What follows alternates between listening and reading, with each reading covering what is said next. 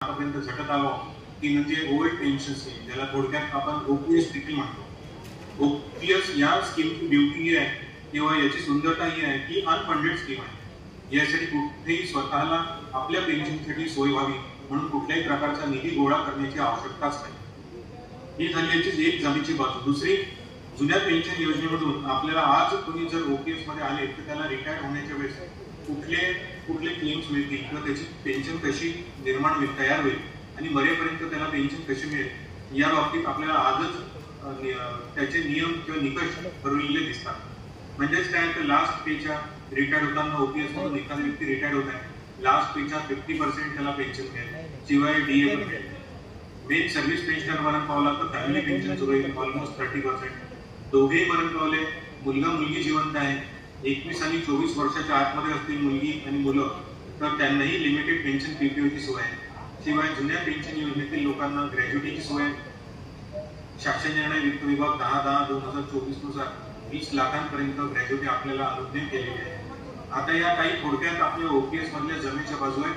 दोन जमेच्या बाजू पाहिल्या आपण. पहिली बाजू पाहिली की ओपीएस ही डिफाईन्ड बेनिफिटच्या स्कीमच्या अंडरमध्ये येतात आणि दुसरी की याला अनफंडेड स्कीम आहे, कुठे आपल्याला प्रत्यक्षात जाऊन फंड गोळा करण्याची आवश्यकता आहे. याशिवाय आपण काय अचीव करतो रिटायरमेंट झाल्यावर तर सामाजिक आणि आर्थिक सुरक्षितता अचीव करण्याचा आपण प्रयत्न करीत असतो. आता दुसऱ्या बाजूला जर बघितलं आपण पेन्शनच्या तर डिफाईन्ड कॉन्ट्रीब्युशनची मेजर कॅटेगरीची स्कीम आहे. डिफाईन्ड कॉन्ट्रीब्युशन म्हणजेच नावातच आहे की कोणीतरी आपल्या पेन्शनसाठी कॉन्ट्रीब्युशन देणं आवश्यक आहे. आता कॉन्ट्रीब्युशन म्हणजे ही स्कीम फंडेड आहे. आपल्याला पेन्शन मिळावी म्हणून आपल्याला फंड गोळा करणं आवश्यक आहे. म्हणजे आज जो व्यक्ती लागला त्याला आजपासूनच आपल्या भविष्यात आपण जेव्हा रिटायर होऊ आपल्याला आपल्या पेन्शनची सोय व्हावी म्हणून आजपासूनच आपल्याला त्याची तजवीज करणं गरजेचं पडतं.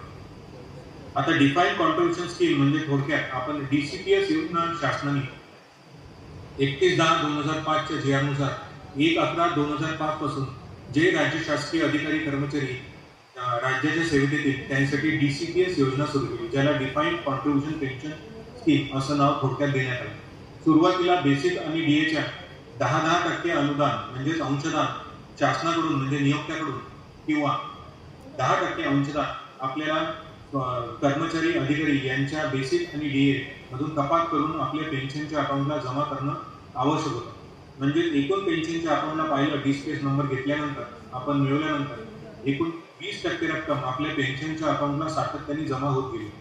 यानंतर 19/8/2019 च्या शासन निर्णयाच्या अनुषंगानं स्टेट गव्हर्नमेंटने स्वतःचं अंशदान 4% वाढवलं आणि 14% आजच्या घडीपर्यंत 14% राज्य शासनाचं अंशदान म्हणजेच नियोक्त्याचं अंशदान व आपल्या स्वतःचं 10% अंशदान असं एकूण 24% अंशदान आपल्या एनपीएसच्या अकाउंटला जाऊन जमा होत आहे. आता हे झालं आपल्या डिफाईन्ड कॉन्ट्रीब्युशनच्या स्कीम बद्दल. म्हणून आता जर कोणी मला प्रश्न विचारला की डिफाईन्ड कॉन्ट्रीब्युशन मध्ये या स्कीम मध्ये मला किती पेन्शन बसेल त्याचं उत्तर माझ्याजवळ नाही. कारण बेसिक आहे की आपण डिफाईन्ड बेनिफिटच्या स्कीम मध्ये नसून आपण मूलभूत फरक असलेल्या डिफाईन्ड कॉन्ट्रीब्युशनच्या स्कीम मध्ये आज आपण आहोत. ठीक आहे. आता यातलाच आपल्याला जसं जुन्या पेन्शन योजनेमध्ये लोकांना आर्थिक आणि सामाजिक सुरक्षितता होती, पण कॉन्ट्रीब्युशनच्या स्कीम मध्ये कुठेही कॉन्ट्रीब्युशन करत चला पण कुठेही डिफाईन्ड बेनिफिटच्या स्कीमच्या तुलनेत कुठेही आपल्याला आर्थिक आणि सामाजिक सुरक्षितता लाभलेली नव्हती. याच अनुषंगाने प्रास्ताविकमध्ये आपण पाहिलं की आपल्याला संघर्ष करावा लागला आणि या संघर्षामध्ये शिक्षकांनी मोठा सहभाग दाखवला आणि त्यांनी प्राथमिक ज्या मुवमेंट होत्या त्या शिक्षकांमुळेच घडून आल्या किंवा असं म्हणायला हरकत नाही की शिक्षकांमुळेच याबाबत जनजागृती झाली आणि आपल्या अधिकारी कर्मचाऱ्यांमध्ये मोठ्या प्रमाणात पुढे आपल्या भविष्याबद्दल काळजी वाटू लागली. याचाच परिपाक असा झाला की मार्च 2023 ला आपण रस्त्यावर आलो, स्ट्राईक केल्या आणि त्याचा परिपाक असा झाला की 31/3/2023 रोजी वित्त विभागाने महाराष्ट्र शासनाच्या एक जी आर आणला आपल्याकडं आणि त्यामध्ये आपल्याला ग्रॅज्युएटी आणि ऑप्शन्स विचारले गेले. तर पहिला मुद्दा येतो, याच्यात दोन महत्वाचे मुद्दे कव्हर केले गेले. एक म्हणजे ग्रॅज्युएटी. आपल्याला संघर्ष करून आपल्या वित्त विभागाने म्हणा किंवा राज्यांनी किंवा नियोक्त्यांनी आपल्याला ग्रॅज्युएटी संघर्ष केल्यानंतर लागू झाली. परंतु मिनिस्ट्री ऑफ फायनान्स हे केंद्र सरकार मी 22 ऑब्जेक्ट धोरण आखलं आणि 1/1/4 पासून जे लोक केंद्राच्या सेवेत लागले असतील ज्यांना डिफाईन्ड कॉन्ट्रीब्युशन स्कीम मधून पेन्शन मिळणार असेल अशा लोकांना रेट्रोस्पेक्टिव्हली म्हणजे बॅक डेट पासून ग्रॅज्युटी लागू करण्यात आली होती. मात्र या सोयीसाठी आपल्याला याच्यासाठी संघर्ष करावा लागला आणि शेवटी शासनाने वित्त विभागाने GR काढून 31/3/23 रोजी आपल्याला ग्रॅज्युटी लागू केली. या बाबतीत विस्तृत सूचना ग्रॅज्युटीच्या लागू करण्यासंबंधीच्या विस्तृत सूचना 30/5/2024 वित्त विभागाच्या शासन निर्णयामध्ये नमूद केलेल्या आहेत. तर पहिला मुद्दा हा झाला की संघर्ष केल्यानंतर इमिजिएट आपल्याला 31/3/23 या GR नुसार आपल्याला आता ग्रॅज्युटी लागू झाली आहे. 10/10/2024 GR नुसार NPS धारकांना आता 20 लाख पर्यंत मॅक्झिमम लिमिट असलेली ग्रॅज्युटीची सोय आता आपल्याला रिटायरमेंट झाल्यानंतर उपलब्ध झालेली आहे. दुसरा मुद्दा यातला चर्चेला घ्यायचा तो म्हणजे 31/3/23 GR मध्ये आपल्याला नमुना 1 म्हणजेच फॉर्म 1, नमुना 2, फॉर्म 2, नमुना 3, फॉर्म 3 असा आपल्याला भरायला 1 महिन्याच्या आतमध्ये मुभा देण्यात आली होती. 1 महिन्याच्या आतमध्ये जेही लोक हयात आहेत NPS धारक आहेत त्यांना फॉर्म 1 आणि फॉर्म 2 भरून द्यायचा आवश्यक होता.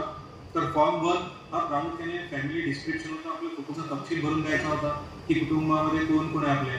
आणि दुसरा फॉर्म 2 आपल्याला ऑप्शन्स विचारले गेले होते की मेल्यानंतर आपण जॉबमध्ये असताना आपण जर मरण पावलो तर आपल्या फॅमिलीला कोणत्या स्कीम मधून कोणत्या योजनेमधून आपल्याला निवृत्ती वेतन देण्याची आपली इच्छा आहे.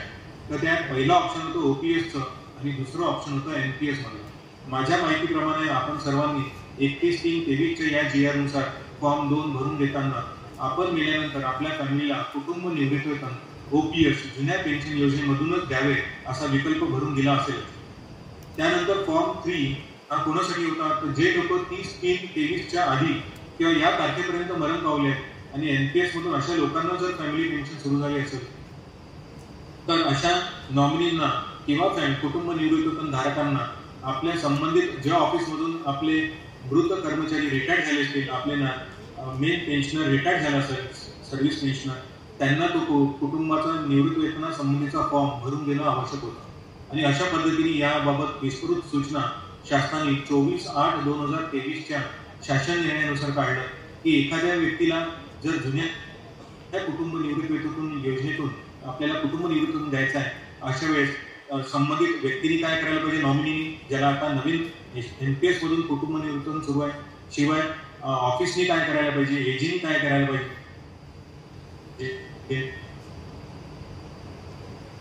ट्रेजरीने काय करायला पाहिजे, तिथे रोल्स आणि रिस्पॉन्सिबिलिटी फिक्स करून देण्यात आल्या होत्या. तर या पद्धतीने 31/3/23 GR हा पहिला GR होता की ज्याच्यात आपण बऱ्याच प्रमाणात अंशतः का होईना OPS कडे एक पाऊल आपण उचललं आणि आपल्या मेल्यानंतर आपण मृत झाल्यानंतर जॉबमध्ये असताना आपल्या कुटुंबांना OPS लागू होण्याची सोय आता आपण करून घेतली आहे. यानंतर मेन टप्पा जो येतो तो म्हणजे युनिफाईड पेन्शन स्कीम. आता पुढच्या 40 मिनिटांमध्ये किंवा 1 तासांमध्ये जवळपास आपण पॅरलल कंपॅरिझन करून आपण UPS, NPS आणि RNPS बद्दल माहिती घेऊया. सोबत ज्या पद्धतीने DCPS मध्ये 20% कॉन्ट्रीब्युशन आपल्या पेन्शनच्या अकाउंटला जात होतं, अंशदान जात होतं, NPS मध्ये आजच्या घडीला 24% कॉन्ट्रीब्युशन चाललंय आणि 24/1/25 केंद्र शासनाच्या या राजपत्राने आपल्याला 28.5% कॉन्ट्रीब्युशन आपल्या अकाउंटला डिपॉझिट होईल असं तिथे नमूद करण्यात आलेलं आहे. आता हे कॉर्पस ही संज्ञा त्यांनी वापरलेली आहे. कॉर्पसचे 3 प्रकार या नोटिफिकेशन मध्ये आपल्या पुढे आणलेले आहेत, संकल्पना आणलेली आहे. पहिलं कॉर्पसचं नोटिफिकेशन आहे ते म्हणजे इंडिव्हिज्युअल कॉर्पस, ज्याला IC म्हणूया आपण. इंडिव्हिज्युअल कॉर्पस, त्याच्यानंतर पूल कॉर्पस ज्याला PC म्हणूया आणि तिसऱ्या नंबरचं कॉर्पस ते म्हणजे बेंचमार्क कॉर्पस आहे. थोडक्यात परत एकदा रिपीट करतोय, 3 प्रकारच्या रकमा फंड घोडा होतील, आपल्या नावाने दिसतील आपल्याला. पहिला फंड आहे किंवा कॉर्पस ज्याला म्हटलं आहे ते म्हणजे इंडिव्हिज्युअल कॉर्पस. दुसरी कॉर्पस जे आपल्याला दिसेल आपल्या लॉगिनला, आपल्या स्टेटमेंटला, जे म्हणजे पूल कॉर्पस. आणि तिसरं कॉर्पस आहे ते म्हणजे बेंचमार्क कॉर्पस. इंडिव्हिज्युअल कॉर्पस हे नियोक्त्याचं अंशदान व स्वतः एम्प्लॉईचं म्हणजेच अधिकारी कर्मचारी यांचं अंशदान 10% बेसिकच्या यांनी गोळा होईल. म्हणजे एकूण आजच्या दिला तुम्ही पाहाल, जर कोणी UPS मध्ये ऑप्शन दिला तर इंडिव्हिज्युअल कॉर्पस मध्ये 2 प्रकारचे अंशदान जातील. माझं स्वतःचं अंशदान जाईल 10% बेसिक आणि DH. माझ्यासोबत नियुक्ता जर स्टेट गव्हर्नमेंट असेल तर स्टेट गव्हर्नमेंट किंवा सेंट्रल गव्हर्नमेंट यांचं 10% अंशदान जाईल. म्हणजे इंडिव्हिज्युअल कॉर्पसला 20% अंशदान जाताना आपल्याला दिसेल. त्यानंतर दुसरं कॉर्पस जे मी बोललो आता ते म्हणजे पूल कॉर्पस आहे. पूल कॉर्पस मध्ये 8.5% कॉर्पस आपले बेसिक आणि DH नियोक्ता तुटक करणार आहे, म्हणजे स्टेट गव्हर्नमेंट किंवा आपलं सेंट्रल गव्हर्नमेंट. आणि हे 8.5% कॉर्पस आहे. आपल्याला ॲश्युअर्ड पेआउट्स असा हा विषय इथे आणलेला आहे. ॲश्युअर्ड पेन्शन हा शब्द कुठेही शासनाने या नोटिफिकेशनमध्ये वापरलेला नाही, हे लक्षात घ्या. जेव्हाही UPSचं जे आला, मला भरपूर व्हॉट्सअपवर आले मेसेज की आता आपल्याला ॲश्युअर्ड पेन्शन मिळेल. जेव्हा नोटिफिकेशन मी 2-3 दिवसात डिटेलमध्ये वाचलं, त्यानंतर लक्षात आलं की आपल्यापुढं आपल्याला ॲश्युअर्ड पेन्शन हा शब्द न वापरता शासनाने नोटिफिकेशनमध्ये ॲश्युअर्ड पेआउट्स हा शब्द वापरलेला आहे. ॲश्युअर्ड पेआउट्स हा शब्द इन्शुरन्स सेक्टरमधून आपण आणलेला आहे नोटिफिकेशनमध्ये. ॲश्युअर्ड पेआउट्स याचा अर्थ आहे की एखादा बेनिफिशियरी जेव्हाही एखाद्या स्कीममधून मॅच्युअर होतो, मॅच्युअर झाल्यानंतर किंवा स्कीम मॅच्युअर झाल्यानंतर त्याला जे काही आपण ठरवलेलं आहे, जे काही आपली कॉन्ट्रॅक्ट झाला आहे, त्यानुसार त्याला दरमहा पेमेंट ॲश्युअर्ड देणं हा याचा उद्देश असतो. शासनाने कुठेही ॲश्युअर्ड पेन्शन हा शब्द न वापरता आपल्यापुढं इन्शुरन्स विमा क्षेत्रातला हा शब्द आणलेला आहे, तो म्हणजे ॲश्युअर्ड पेआउट्स. इन्शुरन्स सेक्टरमध्ये आपण जर LIC किंवा कुठलेही इन्व्हेस्टमेंट आपल्या विमा भरत राहतो, आपल्याला एखादा एजंट वारंवार सांगतो का ही स्कीम मॅच्युअर झाल्यानंतर तुम्हाला बोनसेस मिळतील. बोनस म्हणजेच हा एक प्रकारचा ॲश्युअर्ड पेआउट्स आहे की तुम्ही इतके वर्ष या स्कीममध्ये राहिले तर शासन नियोक्ता तुम्हाला काहीतरी खात्रीशीर तुम्हाला काहीतरी पेआउट्स देते. पण पेआउट्स देण्यासाठी शासनाने आपल्यापुढं 5 अटी आणि शर्ती आपल्यापुढं आणले, त्यापुढे चर्चेला घेऊच आपण. अशा पद्धतीने इन्व्हेस्टमेंट कॉर्पस, पूल कॉर्पस हे दोन्ही मिळून 20% अधिक 8.5% एकूण 28.5% आपल्या UPSच्या अकाउंटला जात असताना आपल्याला हे कॉर्पस गोळा होत असताना आपल्याला दिसेल. यानंतर तिसरा मुद्दा कॉर्पसचा जो चर्चेला घेणं आवश्यक आहे, तो म्हणजे बेंचमार्क कॉर्पस. बेंचमार्क कॉर्पस हे स्टँडर्डाइज कॉर्पस PFRDA द्वारे तयार केलं आहे आणि हे आपल्याला वेळोवेळी पिरियडिक बेसिसवर आपल्याला कळून येते का तुमची झालेली इन्व्हेस्टमेंट, शासनाने सोबत केलेली इन्व्हेस्टमेंट पूल कॉर्पस शासनाची आहे, शिवाय आपले स्वतःचं कॉर्पस 20% इंडिव्हिज्युअल कॉर्पस हे आहे. इंडिव्हिज्युअल कॉर्पस सोबत बेंचमार्क कॉर्पस याची तुलना केली जाईल आणि वेळोवेळी जेव्हा जोपर्यंत आपण रिटायर्ड होण्याच्या याच्यावर राहू तेव्हा आपल्याला कळत राहील तर आपलं इंडिव्हिज्युअल कॉर्पस हे बेंचमार्क कॉर्पसच्या तुलनेत कमी आहे, सारखं आहे की जास्त आहे. याच्या 3च कंडिशन उद्भवू शकतात आणि बेंचमार्क कॉर्पस कशा पद्धतीने कॅल्क्युलेट करायचं याची सर्व मेथडॉलॉजी किंवा पद्धत किंवा कार्यपद्धती आपण म्हणू शकतो. हे PFRDA काही महिन्यांमध्ये आपल्या पुढे ते फॉर्म्युले आणतील आणि त्याच्यानुसार ते आपल्याला कळत राहतील. दरमहा किंवा पिरियडिक बेसिसवर, क्वार्टरली, हाफ इयरली किंवा इयरली जे काही पद्धत PFRDA ठरवून देईल, आपली तुलना आपल्या बेंचमार्क कॉर्पस सोबत स्टँडर्डाइज आदर्श कॉर्पस सोबत होत राहील. ठीक आहे. PPT कृपया दाखवा. बेंचमार्क कॉर्पस उदाहरणार्थ घेऊ. एखादा अधिकारी रिटायर्ड होत असताना एखाद्याच्या अकाउंटला इंडिव्हिज्युअल कॉर्पस म्हणजे 20% अंशदान एखाद्याच्या कॉर्पसमध्ये समजा 45 लाख रुपये जमा आहे आणि बेंचमार्क कॉर्पस PFRDA ने आपल्यापुढे आणलं आहे आणि ते जर 50% आहे तर पहिली कंडिशन याच्यात निर्माण होईल तर इंडिव्हिज्युअल कॉर्पस आपल्या बेंचमार्क कॉर्पसपेक्षा कमी आहे. म्हणजे आपल्या उदाहरणामध्ये 5 लाखांनी बेंचमार्क कॉर्पसपेक्षा आपलं कॉर्पस हे कमी दिसेल. मग केंद्र शासन किंवा राज्य शासन नियुक्त आपल्याला विचारेल का 5 लाख रुपये जर तुम्ही भरले तरच आम्ही तुम्हाला ॲश्युअर्ड पेआउट्स देऊ, अन्यथा तुम्हाला प्रोपोर्शनेट ॲश्युअर्ड पेआउट्स इश्यू केलं जाईल किंवा तुम्हाला मिळेल. दुसरी कंडिशन याच्यात होईल की 45 लाख रुपये आपले इंडिव्हिज्युअल कॉर्पस रिटायर्ड होतेवेळी जमा झाले. PFRDAच्या या फॉर्म्युलेनुसार बेंचमार्क कॉर्पस 40 लाख रुपये मॅच झाले. अशा वेळेस आपल्याला शासन कुठली अतिरिक्त रक्कम मागणार नाही, कारण आपलं बेंचमार्क कॉर्पस हे इंडिव्हिज्युअल कॉर्पस सोबत एक्झॅक्ट मॅच झालेलं असेल. अशा वेळेस 5 ज्या अटी आणि शर्ती पुढे आपण चर्चेला घेऊ त्याच्या अधीन राहून आपल्याला ॲश्युअर्ड पेआउट्स सुरू केले जाते. आणखी एक कंडिशन अशी असू शकते की इंडिव्हिज्युअल कॉर्पस 55 लाख रुपये जमा झाले, बेंचमार्क कॉर्पस 50 लाखच आपल्याला पाहिजे होतं. अशा वेळेस individual corpus equals to benchmark corpus match केले जाईल. म्हणजे 50 लाख शासनाचे हे मॅच केले जातील आणि 5 लाख अतिरिक्त जे उरले आता आपल्या तिसऱ्या एक्झाम्पलमध्ये ते आपल्याला परत केले जातील. एक गोष्ट इथे लक्षात ठेवण्यासारखी आहे की जेव्हाही आपण रिटायर्ड होऊ आणि UPSचं जर ऑप्शन दिलं असेल अशा सर्व अधिकारी कर्मचाऱ्यांना आपलं इंडिव्हिज्युअल कॉर्पस हे नियोक्त्याला पहिले हँडओव्हर करावे लागेल. त्या काळात जर 2 कोटी 3 कोटी एखाद्या व्यक्तीचे गोळा झाले असतील, पूर्ण 2-3 कोटी रुपये प्रथमतः आपल्याला केंद्र शासनाला म्हणा किंवा नियोक्त्याला आपल्यासाठी स्टेट गव्हर्नमेंट नियुक्त आहे तर त्यांना पहिले हँडओव्हर करावं लागेल आणि मग 5 अटी आणि शर्तीच्या पुढे चर्चेला घेऊ. त्या जर सॅटिस्फाय झाल्या, फॉर्म्युले आहेत काही, त्याच्यामध्ये आपण व्हॅल्यू टाकू आणि त्यानुसार आपल्याला ॲश्युअर्ड पे आउट सुरू होतील. ठीक. कृपया PPT दाखवा, शेअर करा. आता आपण आपल्या मूळ मुद्द्यांना येऊ. जे लोक नॅशनल पेन्शन स्कीममध्ये आहेत त्यांनाच UPSचं ऑप्शन भरून देणं आवश्यक आहे. 20/9/2024च्या या वित्त विभागाच्या शासन निर्णयानुसार आपल्याला 1/3/25 पर्यंत आपल्याला UPSचं ऑप्शन भरून द्यायचं आहे. ठीक आहे. नेक्स्ट स्लाइड घ्या.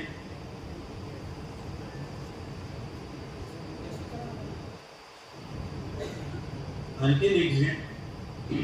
एक चार्ट येईल, 34 स्लाइड घ्या. चार्ट येईल, यानंतरची स्लाइड घ्या.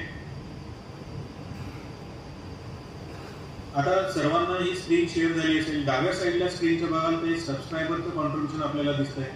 DDOच्या म्हणजे आपल्या कार्यालय प्रमुखाच्या मार्फत नोडल ऑफिसरकडे आपण आपल्या सॅलरीचं बिल टाकलं, पिकअप केलं आणि ते बिल पास झालं तर NPS धारकाची रक्कम ट्रस्टी बँकेकडे म्हणजे सध्याच्याकडे ॲक्सिस बँक ही विश्वस्त बँक म्हणून कार्यरत आहे, यांच्याकडे आपली रक्कम बुक आणि मॅच करायला जाईल.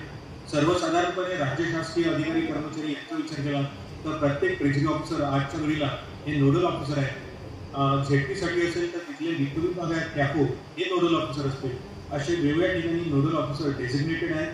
नोडल ऑफिसर प्रथमतः ॲक्सिस बँकेला इंटिमेट करतील की 7 दिवसाच्या आतमध्ये आम्ही एवढे करोड रुपये, एवढे लाखो रुपये या एवढ्या प्राणधारकांची रक्कम आम्ही 7 दिवसाच्या तुम्हाला पाठवतो.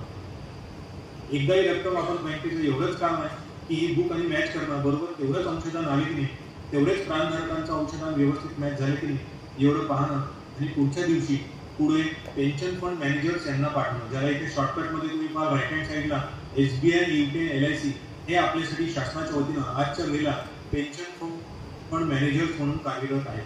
पेन्शन फंड मॅनेजर्स यांचं काम एवढंच आहे की आपल्याला आपलं अंशदान त्यांच्याकडे पोहोचल्यानंतर त्यांनी मार्केटचा रिसर्च करून वेळोवेळी आपली पॉलिसी चेंज करून व्यवस्थित आपल्या रकमा कुठेतरी गुंतवायच्या, कुठं गुंतवायच्या तर पुढे आपण बघूया. आणि या रकमा SBI, UTI, LIC मार्फतच आजच्या घडीला आपण गुंतवत आहोत. आता या पॅटर्न मध्ये जवळपास हा पॅटर्न राबवण्यात आलेला आहे 2025 पर्यंत. प्रत्येक ठिकाणी सबस्क्रायबरचे 100 रुपये या पद्धतीने कपात झाले. ॲक्सिस बँकेला आले. उदाहरणार्थ ॲक्सिस बँक त्याला बुकनी मॅच करेल. मॅच केल्यानंतर त्याचे 3 भागात विभाग मिळेल. एक भाग आजच्या घडीला 33% रक्कम तुमची SBI कडे गुंतवणुकीला जाईल, 33% रक्कम UTI कडे गुंतवणुकीला जाईल आणि 34% रक्कम आजच्या घडीला LIC कडे गुंतवणुकीला जाईल. म्हणजे आपल्या एका भागाचे 100 रुपयाचे 3 भाग झाले. 33% रक्कम SBI कडे गेली, 33% रक्कम UTI कडे गेली आणि LIC कडे 34% रक्कम गेली. हा जो मॉडेल आहे याला डिफॉल्ट पॅटर्न आपण म्हटलाय.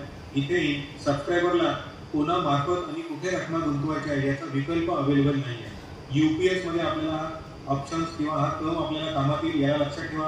या पद्धतीने एखादं कॉन्ट्रीब्युशन SBI, UTI, LIC कडे चाललंय तर जिथे आपण ऑप्शन्स दिलेले आहे कोणा मार्फत आणि रक्कम कुठे गुंतवायची आहे या पॅटर्नला PF पाटीलने डिफॉल्ट पॅटर्न असं नाव दिलेलं आहे. संपूर्ण लेखाजोखा आपला आपण जोपर्यंत जॉबमध्ये असू हा संपूर्ण लेखाजोखा ठेवण्याचं काम मध्ये ॲरो दिलेला आहे. CRA कडे दिला जातो, सेंट्रल रेकॉर्ड कीपिंग एजन्सी. यांचं काम आहे आपल्याला पॅन नंबर देणं, आधीमध्ये आपल्याला पार्शल विड्रॉल लागलं तर रक्कम परत करणं नियमानुसार आणि एक्झिटच्या वेळेस आपण नियमानुसार रक्कम परत मागू शकतो. हे सर्व लेखांकन अकाउंटिंग करण्याचं काम आणि पूर्णपणे आपल्याला स्टेटमेंट देण्याचं काम, पाठवण्याचं काम, आपल्याला अकाउंटला किती रक्कम जमा झाली SMS द्वारे, मेलद्वारे कळवण्याचं काम सेंट्रल रेकॉर्ड कीपिंग एजन्सी मार्फत आज चालत. आधी NSDL मार्फत हे काम चालत होतं. आता राज्य शासकीय अधिकाऱ्यांसाठी प्रोटीन नावाची संस्था आलेली आहे आणि इतर भारताच्या नागरिकांसाठी कॅम्प्स आणि केपिंग या संस्था सेंट्रल रेकॉर्ड कीपिंग एजन्सी म्हणून कार्यरत आहे. पुढची स्लाइड घ्या प्लीज.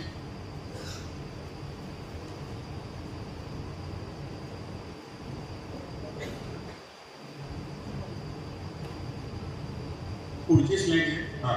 आता काही फीचर्स बघू. इथून 4-5 स्लाइड मागची. हा आता काही फीचर्स बघू.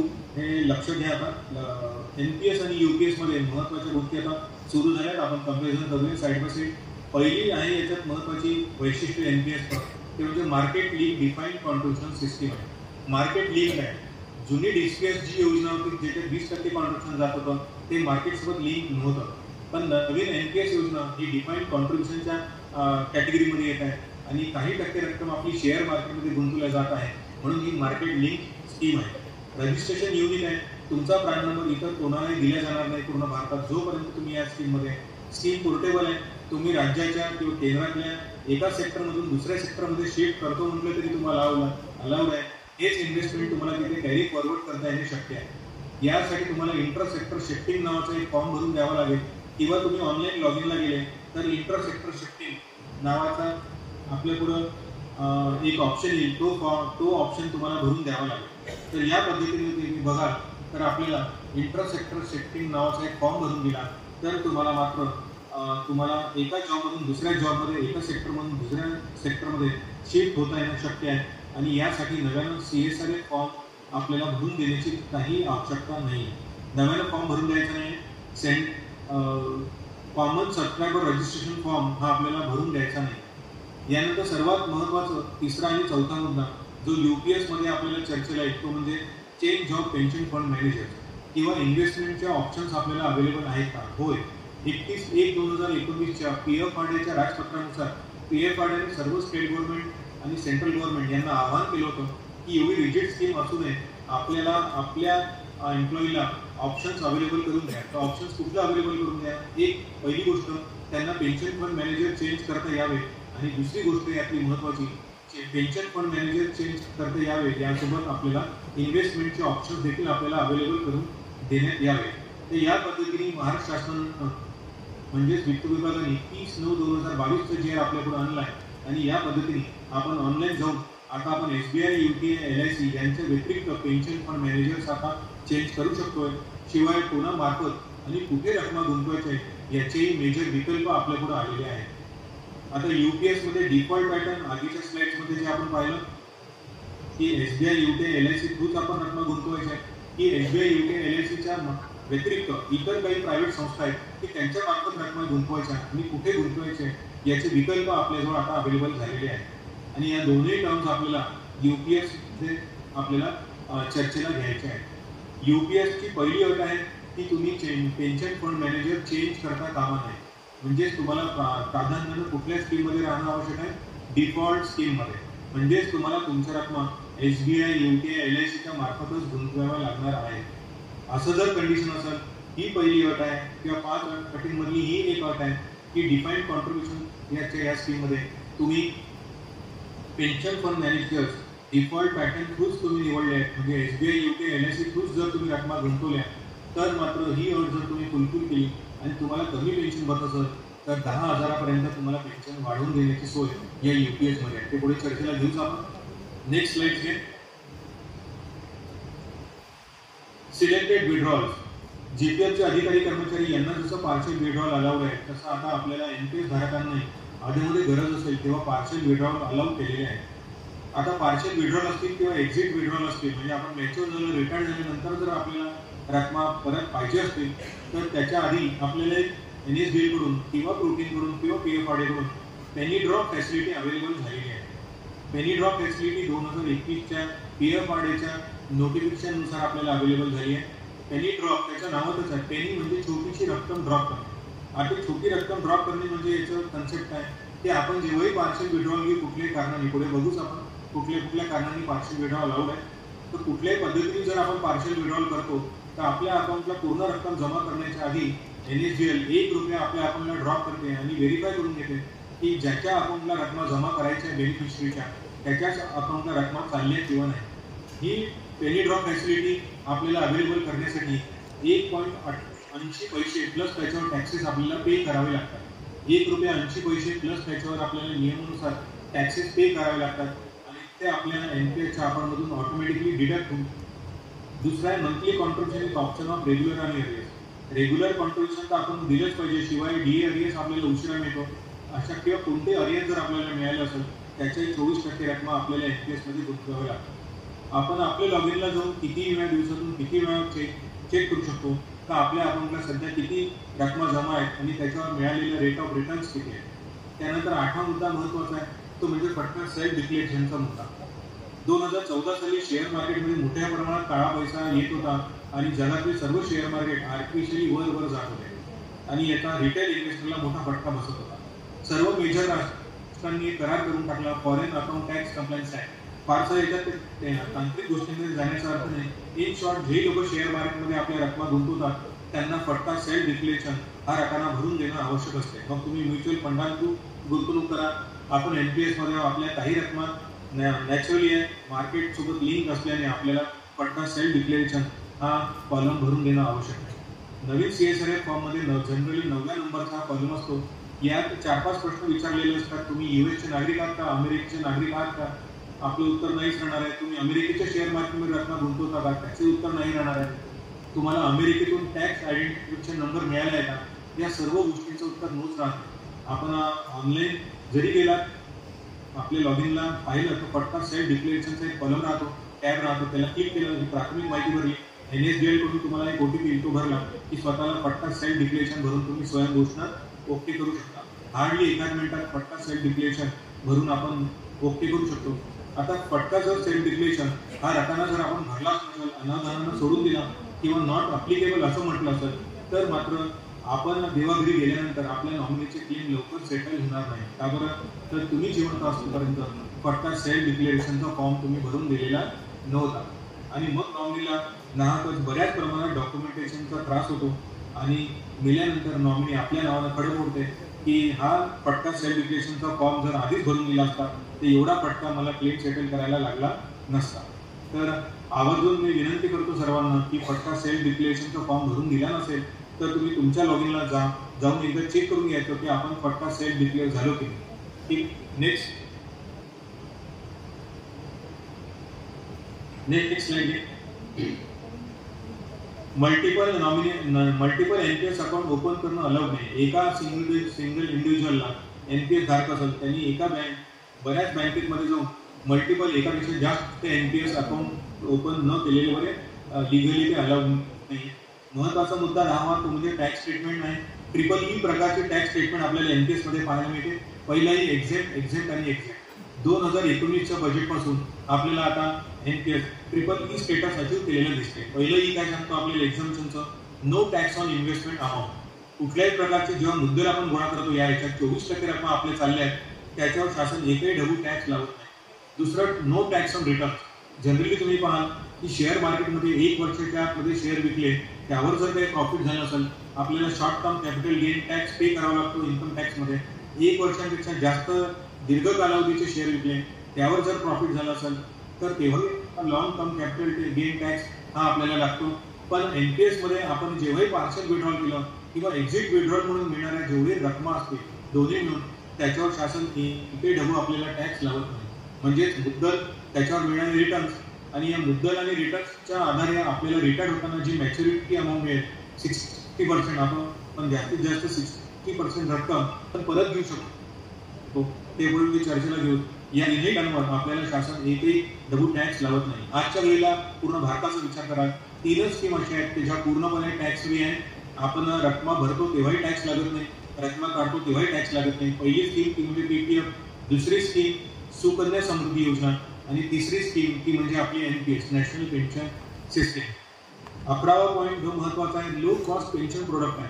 जगात विचार कराल तर वर्ल्ड बँकने नॅशनल पेन्शन प्रोडक्ट किंवा नॅशनल पेन्शन स्कीमची तारीफ केली आहे आणि प्रत्येक राष्ट्रांना आवाहन केलं आहे की या पद्धतीने तुम्ही आपल्या नागरिकांना सर्वात कमी प्रोसेसिंग चार्ज किंवा सर्वात कमी कॉस्टच्या आधारावर एखादी पेन्शन स्कीम जर उभारायची आहे, कार्यान्वित करायची आहे तर भारताने कार्यान्वित केलेली आहे या नॅशनल पेन्शन स्कीमचा अभ्यास करून तुम्ही उभारली पाहिजे. जगात जर विचार कराल सर्वात कमी दरानं चार्ज करून आपल्याला अवेलेबल झालेली ही नॅशनल पेन्शन स्कीम आणि सर्वात last but not least benefit of power of compounding आपल्याला या स्कीम मध्ये पाहायला मिळते. चक्रीय व्याजानं आपल्याला याच्यातून रेट ऑफ रिटर्न्स मिळत असताना आपल्याला दिसते. Next slide.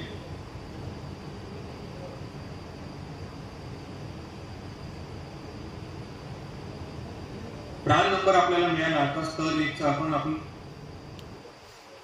आपल्याला ऑटोमॅटिकली ओपन होत आवश्यकता नसते. आपले 24% रक्कम या स्तर 1 किंवा टियर 1 मध्ये जाऊन पडतात आणि यातच SBI, UK, LIC मध्ये 3 भागात विभागणी होत राहते नियमानुसार आणि पुढे गुंतवणूक त्यांच्या मार्फत केल्या जाते डिफॉल्ट स्कीम मध्ये. पण एखाद्या अधिकारी कर्मचाऱ्यांना वाटलं की स्तर 2 मध्ये आपण गुंतवणूक केली पाहिजे, NPS नावाच्या साईटवर जाऊन किंवा आपल्याच लॉगिनला स्तर 2 चा आपण ऍक्टिव्हेट करून आपण स्तर 2 मध्ये देखील आपल्या रक्कम कुटक करू शकतो आणि हे व्हॉलेंटरी आहे. इथे जर तुम्ही 50,000 रुपये टाकले, शासन नियोक्ता एवढेच अंशदान किंवा 14% अंशदान कुटक करणार नाही. मी पुन्हा एकदा रिपीट करतो. स्तर 1 बद्दल शासनाची बांधिलकी आहे. स्तर 2 मध्ये स्वतःहून तुम्ही ओपन केलेलं आहे त्याच पॅन नंबरच्या अंतर्गत दुसरं अकाउंट आहे ज्याला स्तर 2चं अकाउंट म्हणतो आपण. हे ऐच्छिक अकाउंट आहे. यामध्ये प्रॉफिट झाला, लॉस झाला, सर्वस्वी जबाबदारी आपली राहील. स्तर 1 मध्ये सर्वस्वी गुंतवणुकीची जबाबदारी आपली आणि शासनाची. दुसरा यातलं महत्वाचा म्हणजे फंड ऑफ ट्रान्सफर. हे आपण आपला फंड कसा ट्रान्सफर करू शकतो. क्वाईट नॅचरल आहे की स्तर 1 मध्ये शासनाचं आपलं अंशदान गुंतवलेलं आहे, त्यामुळे शासन अलाव करत नाही की स्तर 1च्या रक्कमा स्तर 2 मध्ये ट्रान्सफर करायला. पण शासन आपल्याला अलाव करते की स्तर 2च्या रक्कमा कोणत्याही क्षणाला तुम्ही स्तर 1 मध्ये ट्रान्सफर करू शकता. पूर्ण स्कीम आपण आताच म्हटलं की कशी आहे, टॅक्स फ्री आहे. जेव्हाही आपण यातून पैसे काढू तर पूर्णच्या पूर्ण रक्कम आपल्याला टॅक्स फ्री राहते. खास करून स्तर 2च्या रक्कमा या टॅक्सच्या बेनिफिटसाठी अलाउड नाही आहे. पण सेंट्रल गव्हर्नमेंटचे एम्प्लॉई असतील स्तर 2 मध्ये त्यांना 3 वर्षाचा लॉक इन पिरियड आहे आणि स्टेट गव्हर्नमेंटसाठी कुठल्याही प्रकारचा लॉक इन पिरियड नाही आहे. स्तर 2च्या रक्कमा तुम्ही आज जरी टाकल्या तरी 4-5 दिवसांनी एखाद्या सेव्हिंग बँकमध्ये जसं आपण जाऊन आपल्या रक्कमा काढू शकतो त्या पद्धतीने ऑनलाईन जाऊन तुम्ही विड्रॉ करू शकतो. म्हणूनच स्तर 2 मध्ये स्टेट गव्हर्नमेंट एम्प्लॉईसाठी कुठल्याही प्रकारचं टॅक्स बेनिफिट अलाउ केलेलं नाही आहे शासन. आणि स्तर 1 मध्ये मात्र आपल्याला सर्व टॅक्सचे बेनिफिट स्तर 1 मध्ये पाहायला मिळतात. Next slide.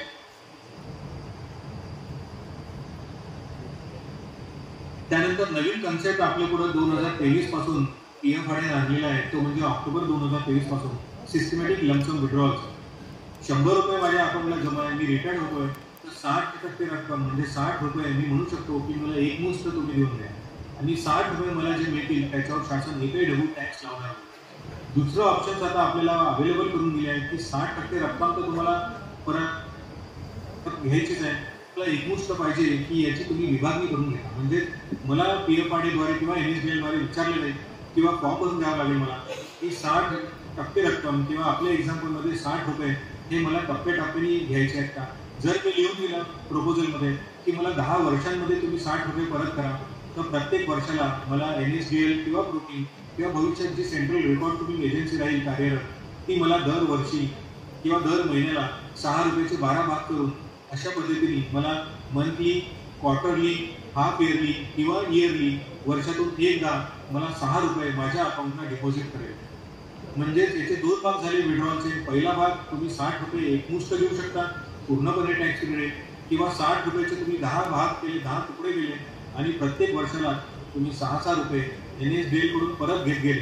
जेवढे तुम्ही 6-6 रुपये परत घेतले प्रत्येक वर्षाला 6-6 रुपयाला एकही डबल शासन टॅक्स लावणार नाही.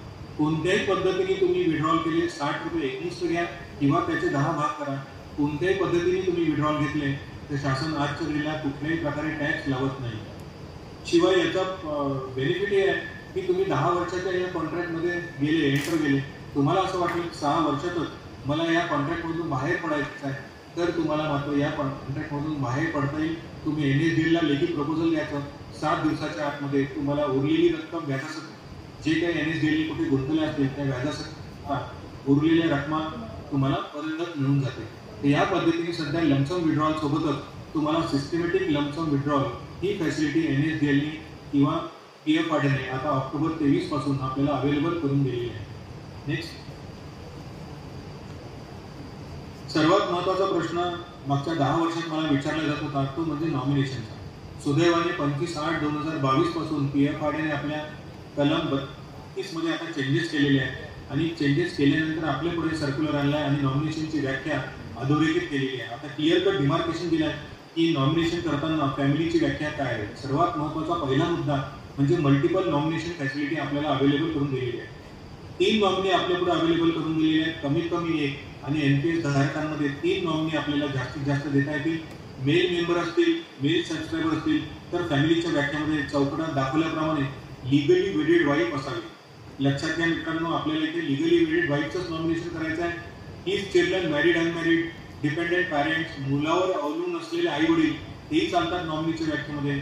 ही डिसीज सन्स व्हिडिओ म्हणजे मुलाची जो मेल सबस्क्रायबर आहे त्याची विधवा सून आणि त्याचे मुलं आणि मुली एवढेच जण फक्त मेल सबस्क्रायबरच्या या नॉमिनेशनच्या व्याख्येमध्ये अलाउड आहे. कुठेही लहान मोठे बहीण भाऊ या नॉमिनेशनच्या व्याख्येमध्ये किंवा फॅमिलीच्या व्याख्येमध्ये पीएफआरडीने अंतर्भूत केलेले नाही. म्हणजेच या पुढं किंवा आतापर्यंत जर कोणी लहान मोठ्या बहीण भावांना जर नॉमिनीमधून एनपीएस मध्ये नॉमिनी केलं असेल तर या फॅमिलीच्या व्याख्येमध्ये ते बसत नाही. म्हणजेच त्यांचं नॉमिनेशन इनव्हॅलिड आहे. त्यांना जर चुकून काही होऊन गेलं आणि क्लेम सेटल करण्याची पाळी आली तर NSDL कडून क्लेम लवकरात लवकर सेटल होणार नाही. कृपया याची नोंद घ्यावी.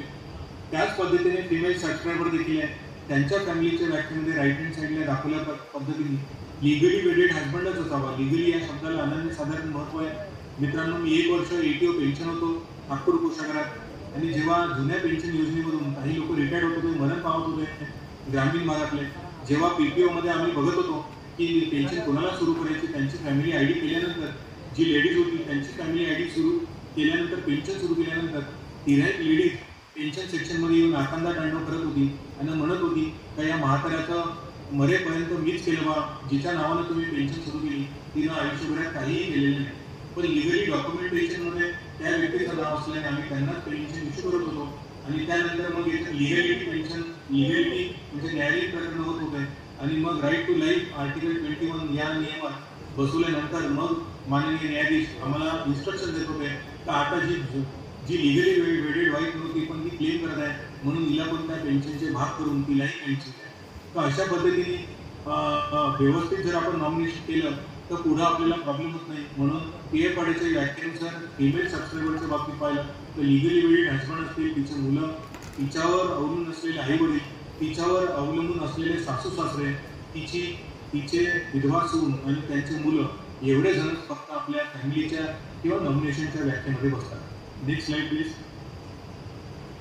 आता एक्सेप्शन्स काय जनरली असं बघितलं गेलं आहे भारतीय लोकांमध्ये तर आपल्या जवळच्या होईल त्या आपण आपले मुलं आहेत त्यांना लिगली अडॉप्ट करायला हो म्हणतो किंवा जवळचे लगतच्या नातेवाईकांनाच आपली मुलं अडॉप्ट करायला देतो.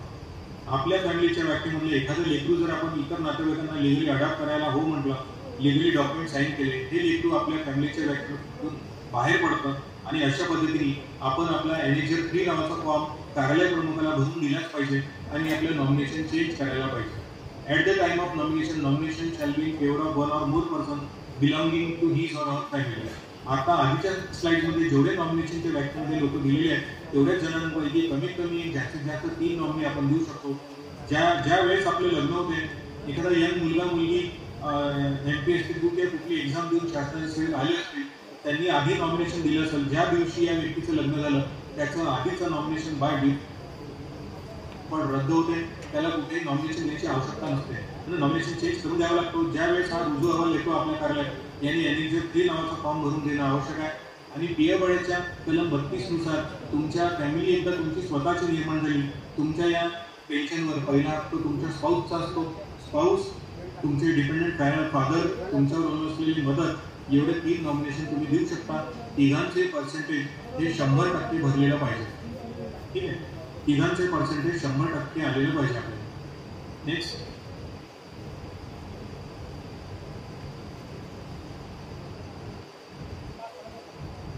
अशी एखादी घटना होऊ शकते की एखादा अधिकारी कर्मचारी लागला आहे आणि त्याला फॅमिलीच नाही आहे, म्हणजे आधी फॅमिलीच्या व्याख्येमध्ये जेवढे लोक आहेत ते कुठे नाही.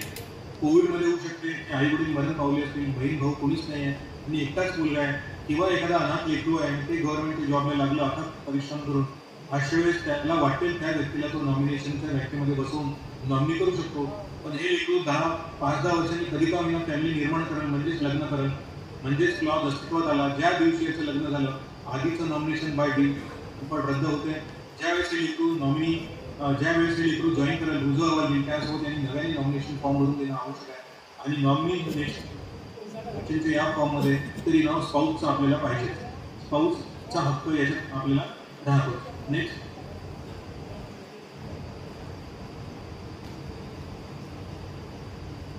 एखादी घटना अशी असू शकते की आपण ज्याला नॉमिनी केलं, आपण जिवंत आहोत आणि ज्याला नॉमिनी म्हणून केलं आहे तोच मरण पावला. अशा वेळेस आपण केलेल्या नॉमिनीला जर मरण पावला असेल तर परत आपल्याला NHR 3 नावाचा फॉर्म ई नॉमिनेशनच्या माध्यमातून किंवा कार्यालय प्रमुखाला भरून देणं आवश्यक आहे आणि नवीन नॉमिनी आपल्याला कार्यालय प्रमुखाला भरून देणं गरजेचं आहे.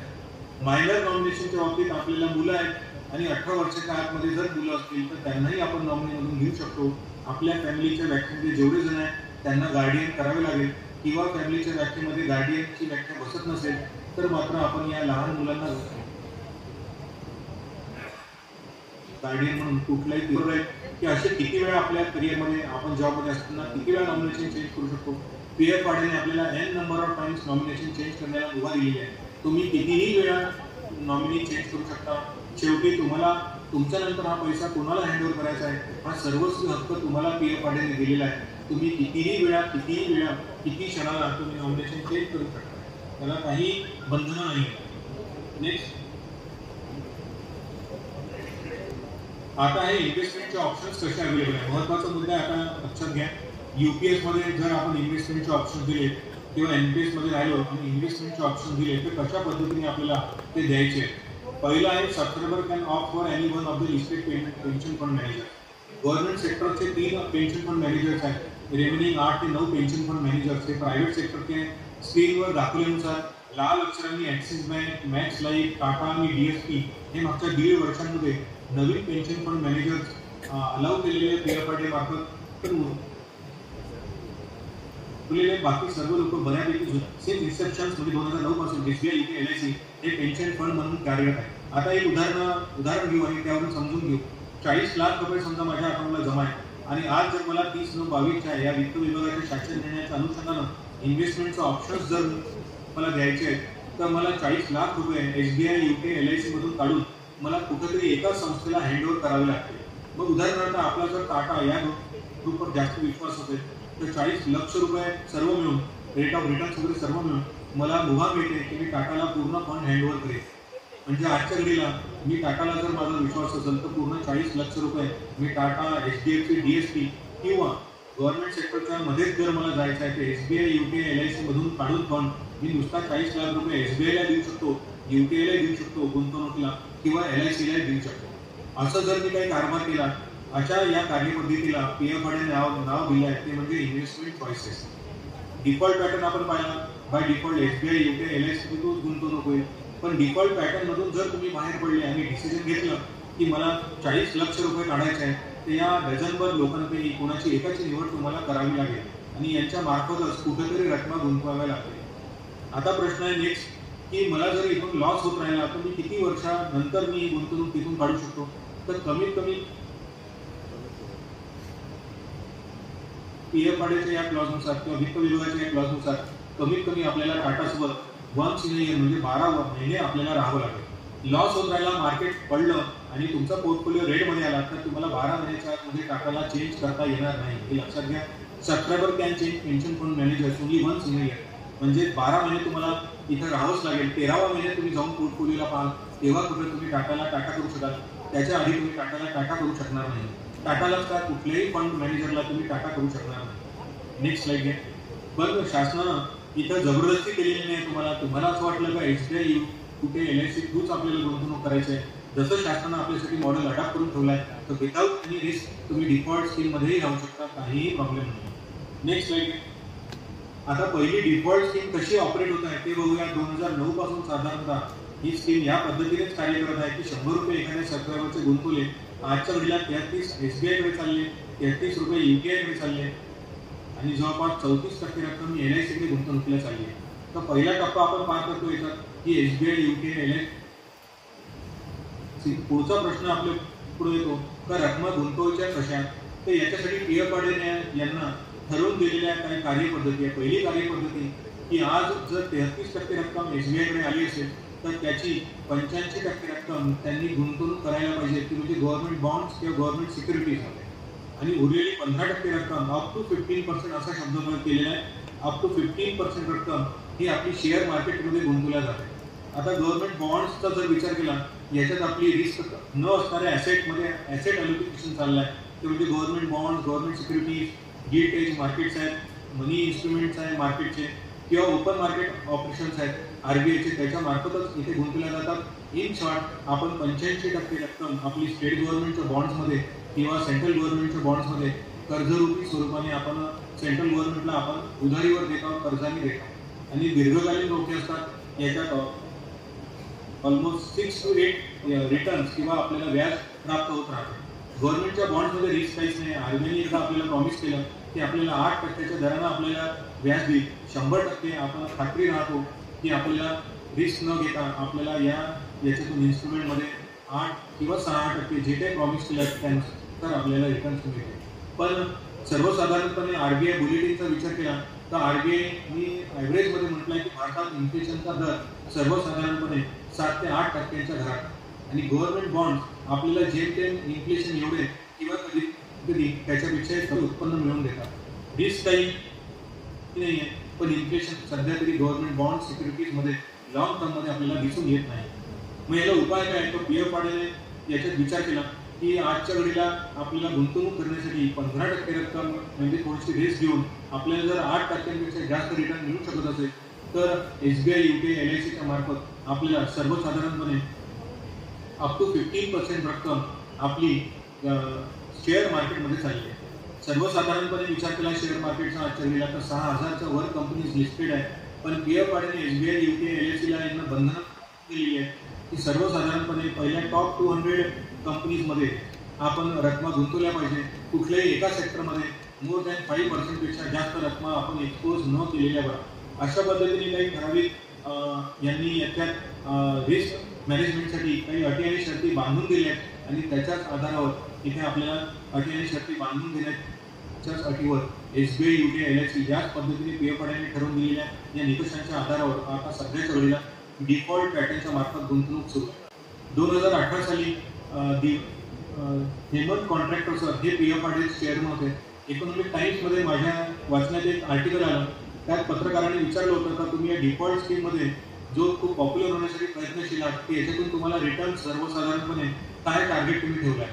तर तेव्हा हेमंत कॉन्ट्रॅक्टर सर पूर्वीचे चेअरमन यांनी उत्तर दिलं होतं त्या आर्टिकलमध्ये का सर्वसाधारणपणे मला सप्टेंबरला या गुंतवणुकीच्या मॉडेल म्हणून विदाऊट एनी रिस्क घेता 10% रिटर्न्स मला एक्सपेक्टेड आहे. सर्वसाधारणपणे माझा अनुभव शेअर करतो.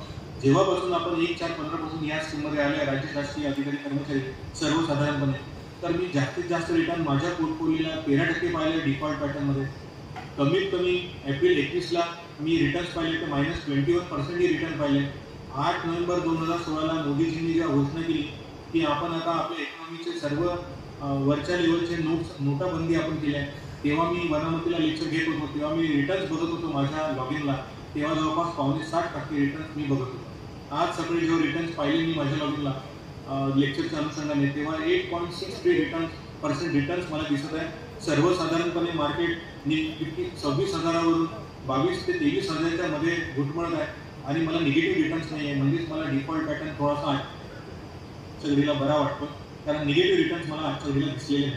पण या उलट माझ्या काही मित्रांनी इन्व्हेस्टमेंट चॉईसेसमध्ये आले आणि वेगवेगळ्या माध्यमातून HDFC इतर माध्यमातून त्यांच्या रकमा वरती केल्या आहेत आणि त्यांच्याशी मी चर्चा केली मागच्या आठवड्यात जेव्हा मार्केट पडलं होतं तेव्हा मी चर्चा केली तर त्यांना -13% कोणाला -20% रिटर्न्स मिळाले. तर आजच्या घडीला 85 आणि 15%चं कॉम्बिनेशन घेऊन मी सुरू आहोत. अजूनही मी इन्व्हेस्टमेंट चॉईसेसमध्ये गेलेलो नाही आणि मला रिटर्न पॉझिटिव्ह दिसताना दिसत आहे. तर व्यक्तीचा निर्णय असतो की आपल्याला कोणत्या पॅटर्न्समध्ये आपल्याला जायचं आहे, कोणाला रिस्क घ्यायची आहे की कोणाला रिस्क घ्यायची नाही. आता स्कीम जी मध्ये जर आपण आलो आताच ऐकलं गव्हर्नमेंट बॉन्ड्समध्ये लो रिस्क आहे, गॅरंटेड रिटर्न्स आहे, पण इन्फ्लेशनला फारसे बीट करण्याची पॉवर नाही. तर आपल्यासमोर टाटा थ्रू जर तुम्ही गुंतवणूक करण्याचा विचार केला आणि चॉईसेस वापरतो म्हटलं तर आपल्याकडे ऑटो चॉईस लाईफ सायकल पण अवेलेबल आहे. याच्या अंतर्गत आपल्याला 2 मोठ्या योजना अवेलेबल आहे. पहिली योजना यातली अवेलेबल आहे ती आहे कॉन्झर्वेटिव्ह लाईफ सायकल फंड आणि दुसरी योजना ती म्हणजे मॉडरेट लाईफ सायकल फंड. शासन निर्णय 30/22 स्वतः म्हणतो, स्वतः लिहिलेलं आहे त्याच्यात की या दोन्ही स्कीम हाय रिस्क आहे आणि हाय रिटर्न आहे. पण या ठिकाणी मला एक सांगायची इच्छा होते. हर्षद मेहता यांचं वाक्य इथं मला उल्लेख करावा लागतो की आयुष्यात जर तुम्ही रिस्क घेतली नाही तर रिटर्नही तुम्हाला मिळू शकत नाही. पण यासाठी डोळे झाकून आपण रिस्क न घेता कॅल्क्युलेटेड रिस्क जर घेतली तर मात्र आपल्याला प्रॉफिट होऊ शकतो. म्हणून ते म्हणतात टॅगलाईन आहे त्यांची रिस्क आहे तो इष्ट आहे. म्हणजे तुम्हाला वेल्थ क्रिएट करायचे, ग्रो करायचे तर तुम्ही जेव्हा लहान असतात, वयाने लहान असतात आणि तुमचा जॉब 20-30 वर्ष 35 वर्षाचा लांब पल्ल्याचा असतो तेव्हा मात्र तुम्ही या चॉईसेसचा विचार करायला हरकत नाही. कारण जेवढं वय लहान तेवढं तुम्ही रिस्क घेऊ शकता, वेल्थ तुम्ही क्रिएट करू शकता. मार्केटचा नेचर आहे वर खाली जाणं, त्याची प्रवृत्ती आपण चेंज करू शकत नाही. म्हणून म्हटलं जातं की लॉंग टर्ममध्ये मार्केटही वर जाते आणि माणसंही वर जातात. म्हणून ज्यांचा जॉब आजच्या घडीला दीर्घ कालावधीचा असेल 15 वर्ष 20 वर्ष 25 वर्ष त्यांनी माझ्यानुसार तरी रिस्क घ्यायला हरकत नाही. कन्झर्वेटिव्ह लाईफ सायकल पण मॉडरेट लाईफ सायकल पण मध्ये घ्यायला काहीही हरकत नाही. Next slide.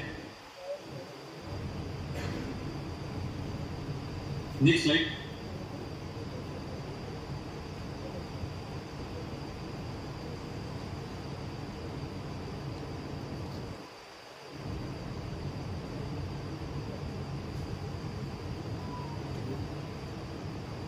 Slide please.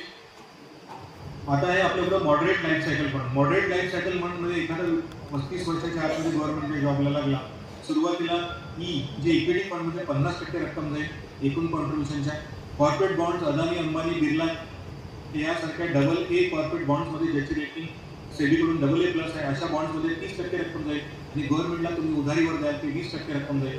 जसं जसं आपलं वय वाढेल, ज्या महिन्यात तुमचा बर्थडे राहील त्या महिन्यापासून ऑटोमॅटिकली कॉम्बिनेशन चेंज होईल. इक्विटी मार्केटमध्ये, कॉर्पोरेट बॉन्ड्समध्ये, गव्हर्नमेंट मार्केटमध्ये हळूहळू रक्कम चेंज होतील. शेवटच्या घटकेला 55 वर्षापासून तुमचं कॉम्बिनेशन चेंज होईल. 58 वर्ष 60 वर्ष रिटायर्ड होईपर्यंत 10% रक्कम इक्विटी मार्केट जाईल, 10% रक्कम अदानी अंबानी यासारख्या मोठ्या कंपनीजला लोन मध्ये जाईल आणि 80% रक्कम गव्हर्नमेंट बॉन्ड्स मध्ये जाते. याला आपण टेपिंग अलोकेशन म्हणतो. सुरुवातीला रिस्क जास्त घेतली, जसं वय वाढलं आपलं अलोकेशन हळूहळू फनल शेपनुसार आपण हळूहळू कमी करत गेलो आणि कमी रिस्क असलेल्या ॲसेटमध्ये अलोकेशन आपण वाढवलेलं आहे. नेक्स्ट आहे conservative life cycle fund. Conservative life सायकलमध्ये 25% रक्कम आपली सुरुवातीला जाईल इक्विटी बॉन्ड्समध्ये, इक्विटी मार्केटमध्ये. कॉर्पोरेट बॉन्ड्समध्ये 45% रक्कम जाईल, गव्हर्नमेंट बॉन्ड्समध्ये 30% रक्कम जाईल. यानुसार हळूहळू इथे टेपर होईल, रक्कम हळूहळू कमी होईल. शेवटच्या 4 वर्षांमध्ये रिटायरमेंटच्या 5% रक्कम ही इक्विटी मार्केटमध्ये जाईल, 5% रक्कम कॉर्पोरेट बॉन्ड्समध्ये जाईल, 90% रक्कम रिस्क जाईल. नेक्स्ट त्यानंतर ऍक्टिव्ह चॉईस आणि ऑटो चॉईस. Tier 2 जर तुम्ही ऍक्टिव्हेट केलं तुमच्या लॉगिनला किंवा तुम्ही भारताचे नागरिक म्हणून NPS मध्ये आले तर तुमच्याकडे 2 मोठे विकल्प अवेलेबल आहे. एक आहे ऍक्टिव्ह चॉईस, दुसरं आहे ऑटो चॉईस. ऍक्टिव्ह चॉईस मध्ये रोज तुम्हाला शेअर मार्केटचा अभ्यास करावा लागेल. गव्हर्नमेंट सिक्युरिटीज मध्ये 100% रक्कम टाकू शकता तुम्ही. शेअर मार्केटमध्ये 75% रक्कम कुठं करू शकता. अदानी अंबानी यासारख्या मोठ्या ग्रुपला, बिर्ला टाटा यासारख्या ग्रुपला कॉर्पोरेट डेप्स मध्ये 100% रक्कम तुम्ही देऊ शकता. पण मार्केटचं नेचर आत्ताच सांगितलं, मार्केट हलचल करत राहते, वर खाली जात राहते. ज्याची रिस्क टेकिंग ॲबिलिटी जास्त आहे आणि ज्याच्या फायनान्सचं नॉलेज आहे आणि शेअर मार्केटचं नॉलेज आहे, माझ्या तरी मते त्यांनी ऍक्टिव्ह चॉईसमध्ये गेलेलं बरं, अन्यथा ऑटो चॉईस लाईफ सायकल फंडमध्ये गेलेलं बरं. आत्ताच आपण पाहिलं की आपल्यासारख्या राज्य शासनाचे अधिकारी कर्मचारी यांना शासनानं जशा तसं लागू केलं आणि 30/22 ज्यामध्ये स्पेशल उल्लेख आहे की ॲग्रेसिव्ह लाईफ सायकल फंड आम्ही राज्य शासकीय अधिकारी कर्मचाऱ्यांना लागू करत नाही. का बरं? तर त्याच्या मागचं रिझन आहे की 75% रिझन आपलं अलोकेशन हे इक्विटी मार्केटमध्ये जाईल आणि शासनाला असं वाटते की याच्यामुळे आपलं पर्पज डिग्रेड होईल किंवा इरोड होईल आणि आपला शासकीय अधिकारी कर्मचारी घाबरेल आणि त्या घाबरून त्याला सुचणार नाही की नेमकं कुठल्या फंडमध्ये जायचं आणि म्हणून ॲग्रेसिव्ह लाईफ सायकल फंड आपल्याला 30/22 या शासन निर्णयानुसार आपल्याला अवेलेबल करून दिलेलं नाही. पण भारताचे नागरिक म्हणून तुम्हाला 3ही फंडपैकी कोणतेही एक फंड तुम्हाला चूज करता येणं शक्य आहे auto choice life cycle fund. Next घे. इकडे 75% रक्कम आपल्या सुरुवातीला ॲग्रेसिव्ह लाईफ सायकल फंडमध्ये चालली आहे. गुंतवणुकीला 55 वर्षाला आलो आपण. रिटायर्ड होताना 15% रक्कम इक्विटी मार्केटमध्ये जाईल, कॉर्पोरेट बॉन्ड्समध्ये 10% रक्कम जाईल आणि गव्हर्नमेंटच्या सेक्टरमध्ये 75% रक्कम जाते. पण आता सर्वसाधारणपणे तुलना केली आपण की एकच एम्प्लॉई आहे, अशा प्रकारचे 3 एम्प्लॉई एका वेळी जॉईन झाली. एकाने aggressive life cycle fund choose केला, एकाने मॉडरेट केला, एकाने conservative life cycle fund choose केला. तिघांची तुलना केली की एकाच वेळेस रिटायर्ड होत आहे सर्वसाधारणपणे एकाच वर्षात, तर सर्वात जास्त निधी आपल्याला ॲग्रेसिव्ह लाईफ सायकल फंडमध्ये गोळा होत असताना दिसेल आपल्याला. नेक्स्ट हे मॉडरेट आताच पाहिजे आपण. पुढची स्लाइड घ्या. कॉन्झर्वेटिव्ह पण झाली आपली, ही पण पुढे घ्या.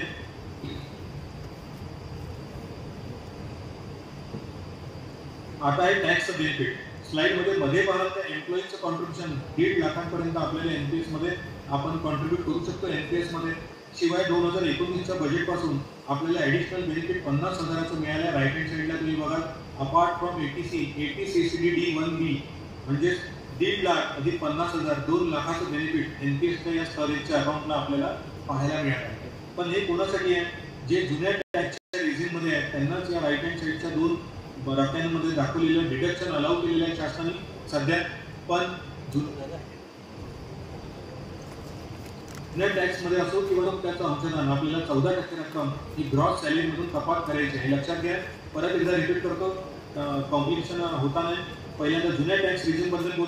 जुन्या टॅक्स रिझिम मध्ये माझं स्वतःचं टॅक्स कॅल्क्युलेट करायचं आहे म्हणून मी 1.5 लाखापर्यंत स्वतःचं कॅल्क्युलेशन घेत स्वतःचं कॉन्ट्रिब्युशन 10%, शिवाय मी ऑनलाईन जाऊन व्हॉलंटरी कॉन्ट्रिब्युशन करेल.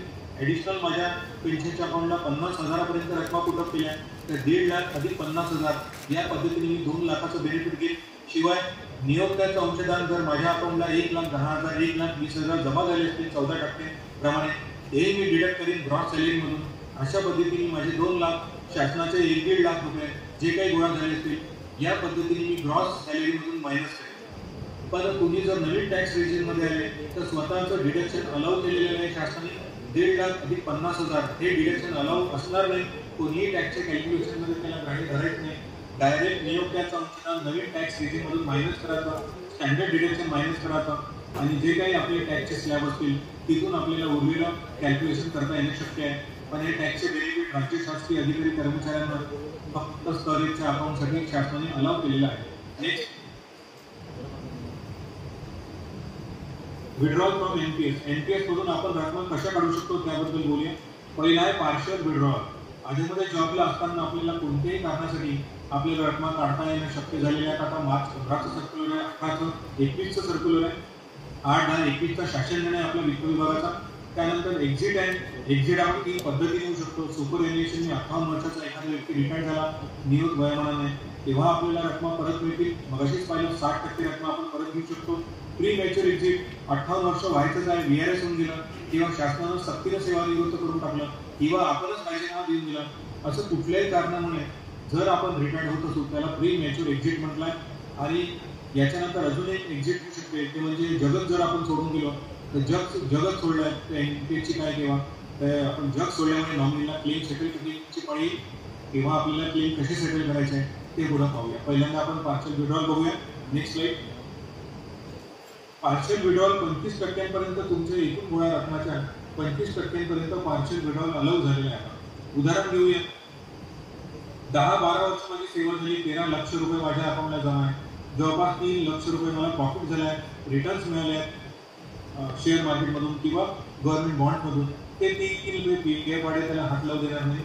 10 लाख रुपये मुद्दल लागली आता, निम्मे जवळपास माझे आहे, निम्मे शासनाचे आहे. शासनाचे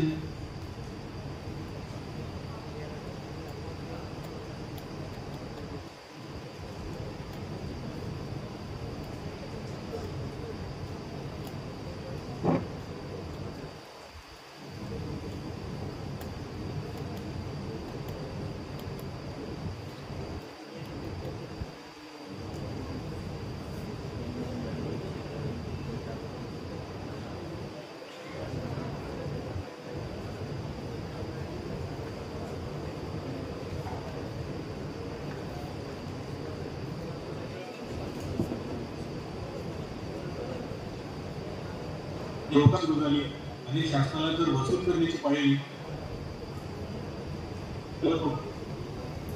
5 लाख रुपये त्याच्यातूनच तुम्हाला 1 लाख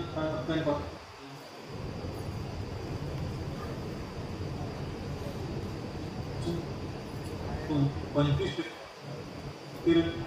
जर काढतो म्हटलं तर आपल्या उद्या 5 लाखाचे 25% म्हटलं तर ती 6 लाख रुपये रक्कम आहे. म्हणजे धोरणामध्ये तुम्ही विचार केला एखादा व्यक्ती डिफॉल्ट स्कीम मध्ये असेल कोणत्याही कारणाने रक्कम काढतो म्हटलं 13 लाख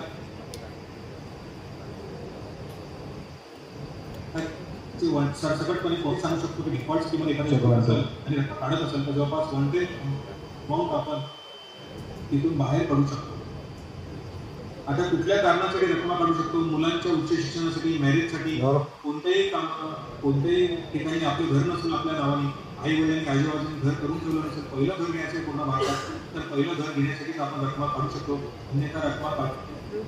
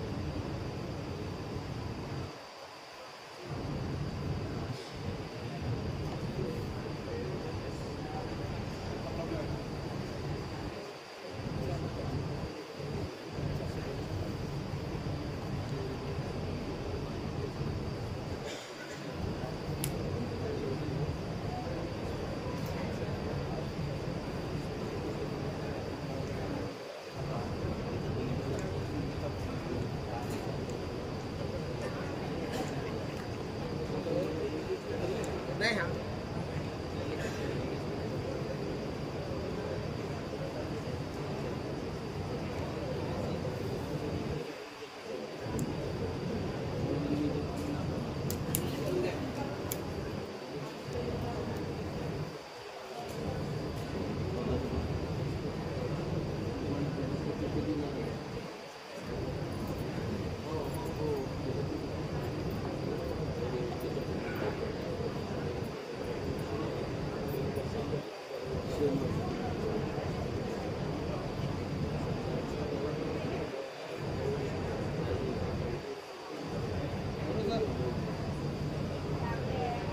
आवाज येतोय सर?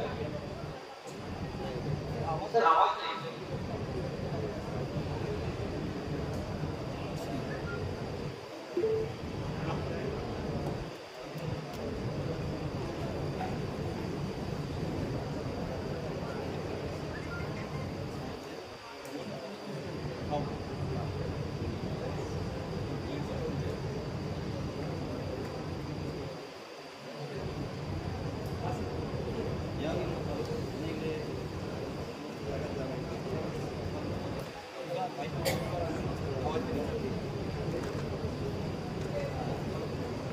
सरांचा करा.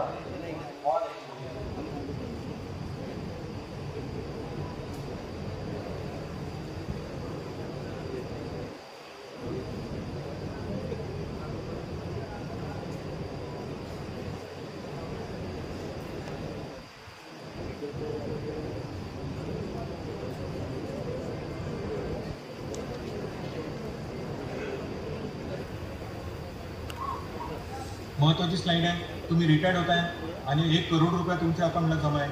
तर सुपर ॲन्युएशननी रिटायर्ड होत आहे. 60 लाख रुपये तुम्ही परत घेऊ शकता. 60 लाखावर शासन एके ढगू टॅक्स लावणार नाही. ॲन्युइटीमध्ये 40% रक्कम तुम्हाला पुटअप करावं लागेल, त्याच्यातूनच तुम्हाला पेन्शन मिळेल. 5 लाखांपेक्षा कमी रक्कम असतील तर तुम्हाला 100% रक्कम परत केल्या जाईल. प्री मॅच्युअर एक्झिट असेल म्हणजेच रिटायर्ड होण्याच्या आधीच तुम्ही जर राजीनामा दिला असेल, VRS घेतलं असेल, 2.5 लाख रुपये अकाउंटला जमा आहे. 2.5 लाखांपर्यंत रक्कम परत होतील. 2.5 लाखाच्या वर रक्कम असतील तर 20% रक्कम परत मिळेल. 80% रकमेतून तुम्हाला पेन्शन सुरू होऊन जाईल. मरण पावली असतील 4-5 वर्षाअगोदर 100% रक्कम परत करत होते शासन, आता नाही आहे. 5 लाखांपर्यंतच्या रक्कम असतील तर 5 लाख रुपये नॉमिनीला परत केले जातात. 10-15 लाख रुपये जमा असतील, व्यक्ती मरण पावला, 20% रक्कम परत होईल. 80% रकमेतून तुम्हाला पेन्शन सुरू होईल. पण पेन्शन किती सुरू होईल हा प्रश्न मला विचारायचा नाही, त्याचं उत्तर माझ्याजवळ नाही. कारण 1200 रुपये होऊ शकते, 500 रुपये होऊ शकते, 1 लाख रुपये पेन्शन सुरू होऊ शकते. मरतेवेळी तुमचं कॉर्पस किती मोठं आहे त्याच्यावर आधारित आहे की तुमची पेन्शन किती सुरू होईल. आणि हाच आपला मेन मुद्दा होता की NPSमध्ये आपल्याला पेन्शनची गॅरंटी नव्हती. म्हणूनच आपण स्ट्राईक केली आणि आपल्यापुढं UPS नावाची स्कीम शासनाने आणली, ते म्हणजे युनिफाईड पेन्शन स्कीम. आणि त्याच्यातही पेन्शनचा उल्लेख न करता आपलं पुढे ॲश्युअर्ड पेआउट्स हा शब्द आणलेला आहे. नेक्स्ट घ्या. 1 महिन्या अगोदर सॅलरी होत आहे, रिटायर्ड होता आपल्याला कॉन्ट्रिब्युशन कपात करून पुढं पाठवायचे. आणि लक्षात ठेवा, शेवटच्या 1 महिन्यातली सॅलरीची मधून कपात करायची नाही आहे आपल्याला कॉन्ट्रिब्युशनची. 3/5/2024चा वित्त विभागाचा शासन निर्णय आलेला आहे. पुढं घ्या. पुष्कळदा प्रश्न विचारला जात होता की शासन आपल्याकडूनच रक्कम गोळा करते आणि आपल्यालाच पेन्शन देते. तर त्याचे मीत तोडण्याचा प्रयत्न केला. 1 कोटी माझ्या अकाउंटला जमा आहे, निम्मे जवळपास शासनाचे आहेत रेट ऑफ रिटर्न्स म्हणून, निम्मे गव्हर्नमेंटचे आहेत, निम्मे माझे. 50 लाख रुपये माझे आहेत रेट ऑफ रिटर्न्स मिळून, निम्मे शासनाचे आहेत. रिटायर्ड होतो तेव्हा 60 लाख रुपये शासन म्हणते की घरी घेऊन जा, अकाउंटला घ्या, त्याच्यावर शासन एकही टॅक्स लावत नाही. म्हणजेच शासनाने 50 लाखांमधून स्वतःचा 10 लाखाचा हिस्सा आपल्याला हँडओव्हर केला आहे. उरलेले 40 लाख शासनाचे होते, येल्लो कलरच्या बारने दाखवलं आहे आपण. आणि 40 लाखातून शासन म्हणते की तुम्हीच ठरवा तुम्हाला कोणत्या योजनेतून पेन्शन घ्यायची आहे, कोणत्या पेन्शनच्या प्लॅनमधून पेन्शन घ्यायचं आहे. पुढं घ्या. 180 दिवसांमध्ये आपल्याला आपला क्लेम आय डी जनरेट होऊन जातो आणि आपल्याला माहीत पडते तर आपल्याला याच्यानुसारच आपले क्लेम सेटल करायचे आहे. T+0वर आता आपण येणार आहोत. ज्या दिवशी 11:30च्या आधी तुमचे NSDLच्या मार्फत तुमची पेन्शन केस फायनलाइज झाली असेल, तुम्ही घरी जाता जाता 60 लाख रुपये तुमच्या अकाउंटला जमा होण्याची प्रक्रिया आता सुरू होण्याच्या याच्यावर आहे. आता 3 दिवस लागतात, ते 0वर येईल. सेम डे तुम्हाला पेन्शन जमा होऊन जाईल किंवा क्लेम जमा होऊन जाईल आणि पेन्शन पुढच्या महिन्यातून सुरू होऊन जाईल. नेक्स्ट घ्या. आणखी पेन्शनचे काही प्रकार बघूया. 4-5 पेन्शनचे NPSचे प्रकार आहे. उदाहरणार्थ आणलेले आहेत मी स्लाइड्समध्ये. या व्यक्तीने म्हटलं का मला इमिजिएट लाईफ एन्युटी, मी रिटायर्ड झालो, इमिजिएट मला पेन्शन सुरू करा. लाईफ म्हणजे मरेपर्यंत मला पेन्शन द्या. एन्युटी याचा अर्थ ढोबळ मानाने पेन्शन. आपल्या उदाहरणामध्ये थैली दाखवली आपण काळ्या रंगाची. 40 लाख रुपये आपण एखाद्या कंपनीला हँडओव्हर करतो. एन्युटी सर्व्हिस प्रोव्हायडर म्हणतो. या 40 लाखातून या बाबाजीला 10-15 वर्ष पेन्शन मिळेल आणि बाबाजी मरण पावला गचकला की नॉमिनीला कोणत्याही प्रकारचे 40 लाख रुपये परत मिळणार नाही. हा एक पेन्शनचा पहिला प्रकार आहे. या पेन्शन प्लॅनमध्ये 1% दरानं तुम्हाला पेन्शन जास्त मिळेल. पुढं घ्या. दुसरा पेन्शनचा प्लॅन आहे की बाबाजींनी लिहून दिलं की मी मेल्यानंतर माझ्या नॉमिनीला म्हातारीला पेन्शन द्या. पेन्शन नका देऊ, पेन्शन बंद होईल म्हातारा मेल्यानंतर. 40 लाख रुपये या नॉमिनीला परत मिळून जाईल. नेक्स्ट घ्या. हे सर्व पेन्शन प्लॅन भारताच्या नागरिकांना लागू आहे, जे मी पुढं घेतो. पुढं डिफर्ड लाईफ एन्युटी आपल्याला लागू आहे. हा मी पेन्शन म्हणू शकतो तर मला 1 वर्षांपासून 10 वर्षापर्यंत पेन्शन देऊच नका. 10 वर्ष कंपनी आपले पेन्शनचे पैसे वापरतील, त्याच्यावर काही व्याज मिळेल, ज्याला बोनस म्हणू शकतो किंवा गॅरंटेड ॲडिशन. 10 वर्ष झाल्यानंतर पुढच्या महिन्यापासून या व्यक्तीला पेन्शन सुरू होईल. हा व्यक्ती जेव्हा मरण पावेल 10-20 वर्षानंतर नॉमिनीला क्लेम सेटल करण्याची पाळी येईल, तेव्हा 40 लाखाचे 105% कॅल्क्युलेट केले जाईल किंवा 40 लाखाचे प्लस इंटरेस्ट ॲड केले जाईल. या दोघांमधून जी रक्कम जास्त असेल त्याला आपल्याला या म्हातारीला तेवढी रक्कम वापस केली जाईल. नेक्स्ट तुम्ही डिफॉल्ट स्कीममध्ये आहे, म्हणजेच कुठल्याही स्कीममध्ये तुम्ही पेन्शन मिळावी हा टिकच करून दिला नाही ऑप्शन. तुम्ही बाय डिफॉल्ट या डिफॉल्ट पेन्शनच्या स्कीममध्ये आले, तुम्हाला डिफॉल्ट ही पेन्शन योजना लागू होईल. तुम्ही मेल्यानंतर तुमच्या वाईफला पेन्शन मिळेल. वाईफ मेल्यानंतर आपल्या आई वडील जे जिवंत असतील त्यांना पेन्शन मिळेल. 4ही जण मरण पावल्यानंतर आपल्या नॉमिनीला 40 लाख रुपये परत मिळून जाईल. याला डिफॉल्ट पेन्शन म्हणतो आपण. कोणताच पेन्शनचं ऑप्शन NPSमध्ये दिलं नाही तर पीएफ ऑडिट समजते की तुम्हाला हे पेन्शनचं नियम आम्ही लागू करायला पाहिजे. आणखी पुढे घ्या. आतापर्यंत जिवंत असेपर्यंत पेन्शन द्या, या पद्धतीने आपण पेन्शन घेतली. हा पेन्शनचा थोडा प्रकार वेगळा आहे. जिवंत असेपर्यंत हे न वापरता आपण मला लाईफच्या 10 इयरपर्यंत पेन्शन द्या असं म्हटलं आहे. म्हणजे 5 वर्ष रिटायर्ड झाल्यापासून 10 वर्ष, 15 वर्ष आणि 20 वर्ष. आपल्या या उदाहरणामध्ये या बाबाजींनी पेन्शन मला 20 वर्षापर्यंत द्या असा क्लॉजचा वापर केला आहे. आपल्या उदाहरणामध्ये बाबाजी मरण पावला आहे तो 8व्या वर्षी. 8 वर्षापासून अजून 12 वर्ष याच्या नॉमिनीला पेन्शन देणं आवश्यक आहे. म्हणजे म्हातारीला 12 वर्षापर्यंत पेन्शन मिळेल पुढच्या. जसे दोघांचे 10 इयर मिळून 20 वर्ष झाले, कोणालाही पेन्शन मिळणं बंद होऊन जाईल, म्हातारीला पेन्शन बंद होऊन जाईल. शिवाय म्हातारीला 40 लाख रुपये मिळणार नाही. असा हा life time income with term गॅरंटीचा प्लॅन आहे.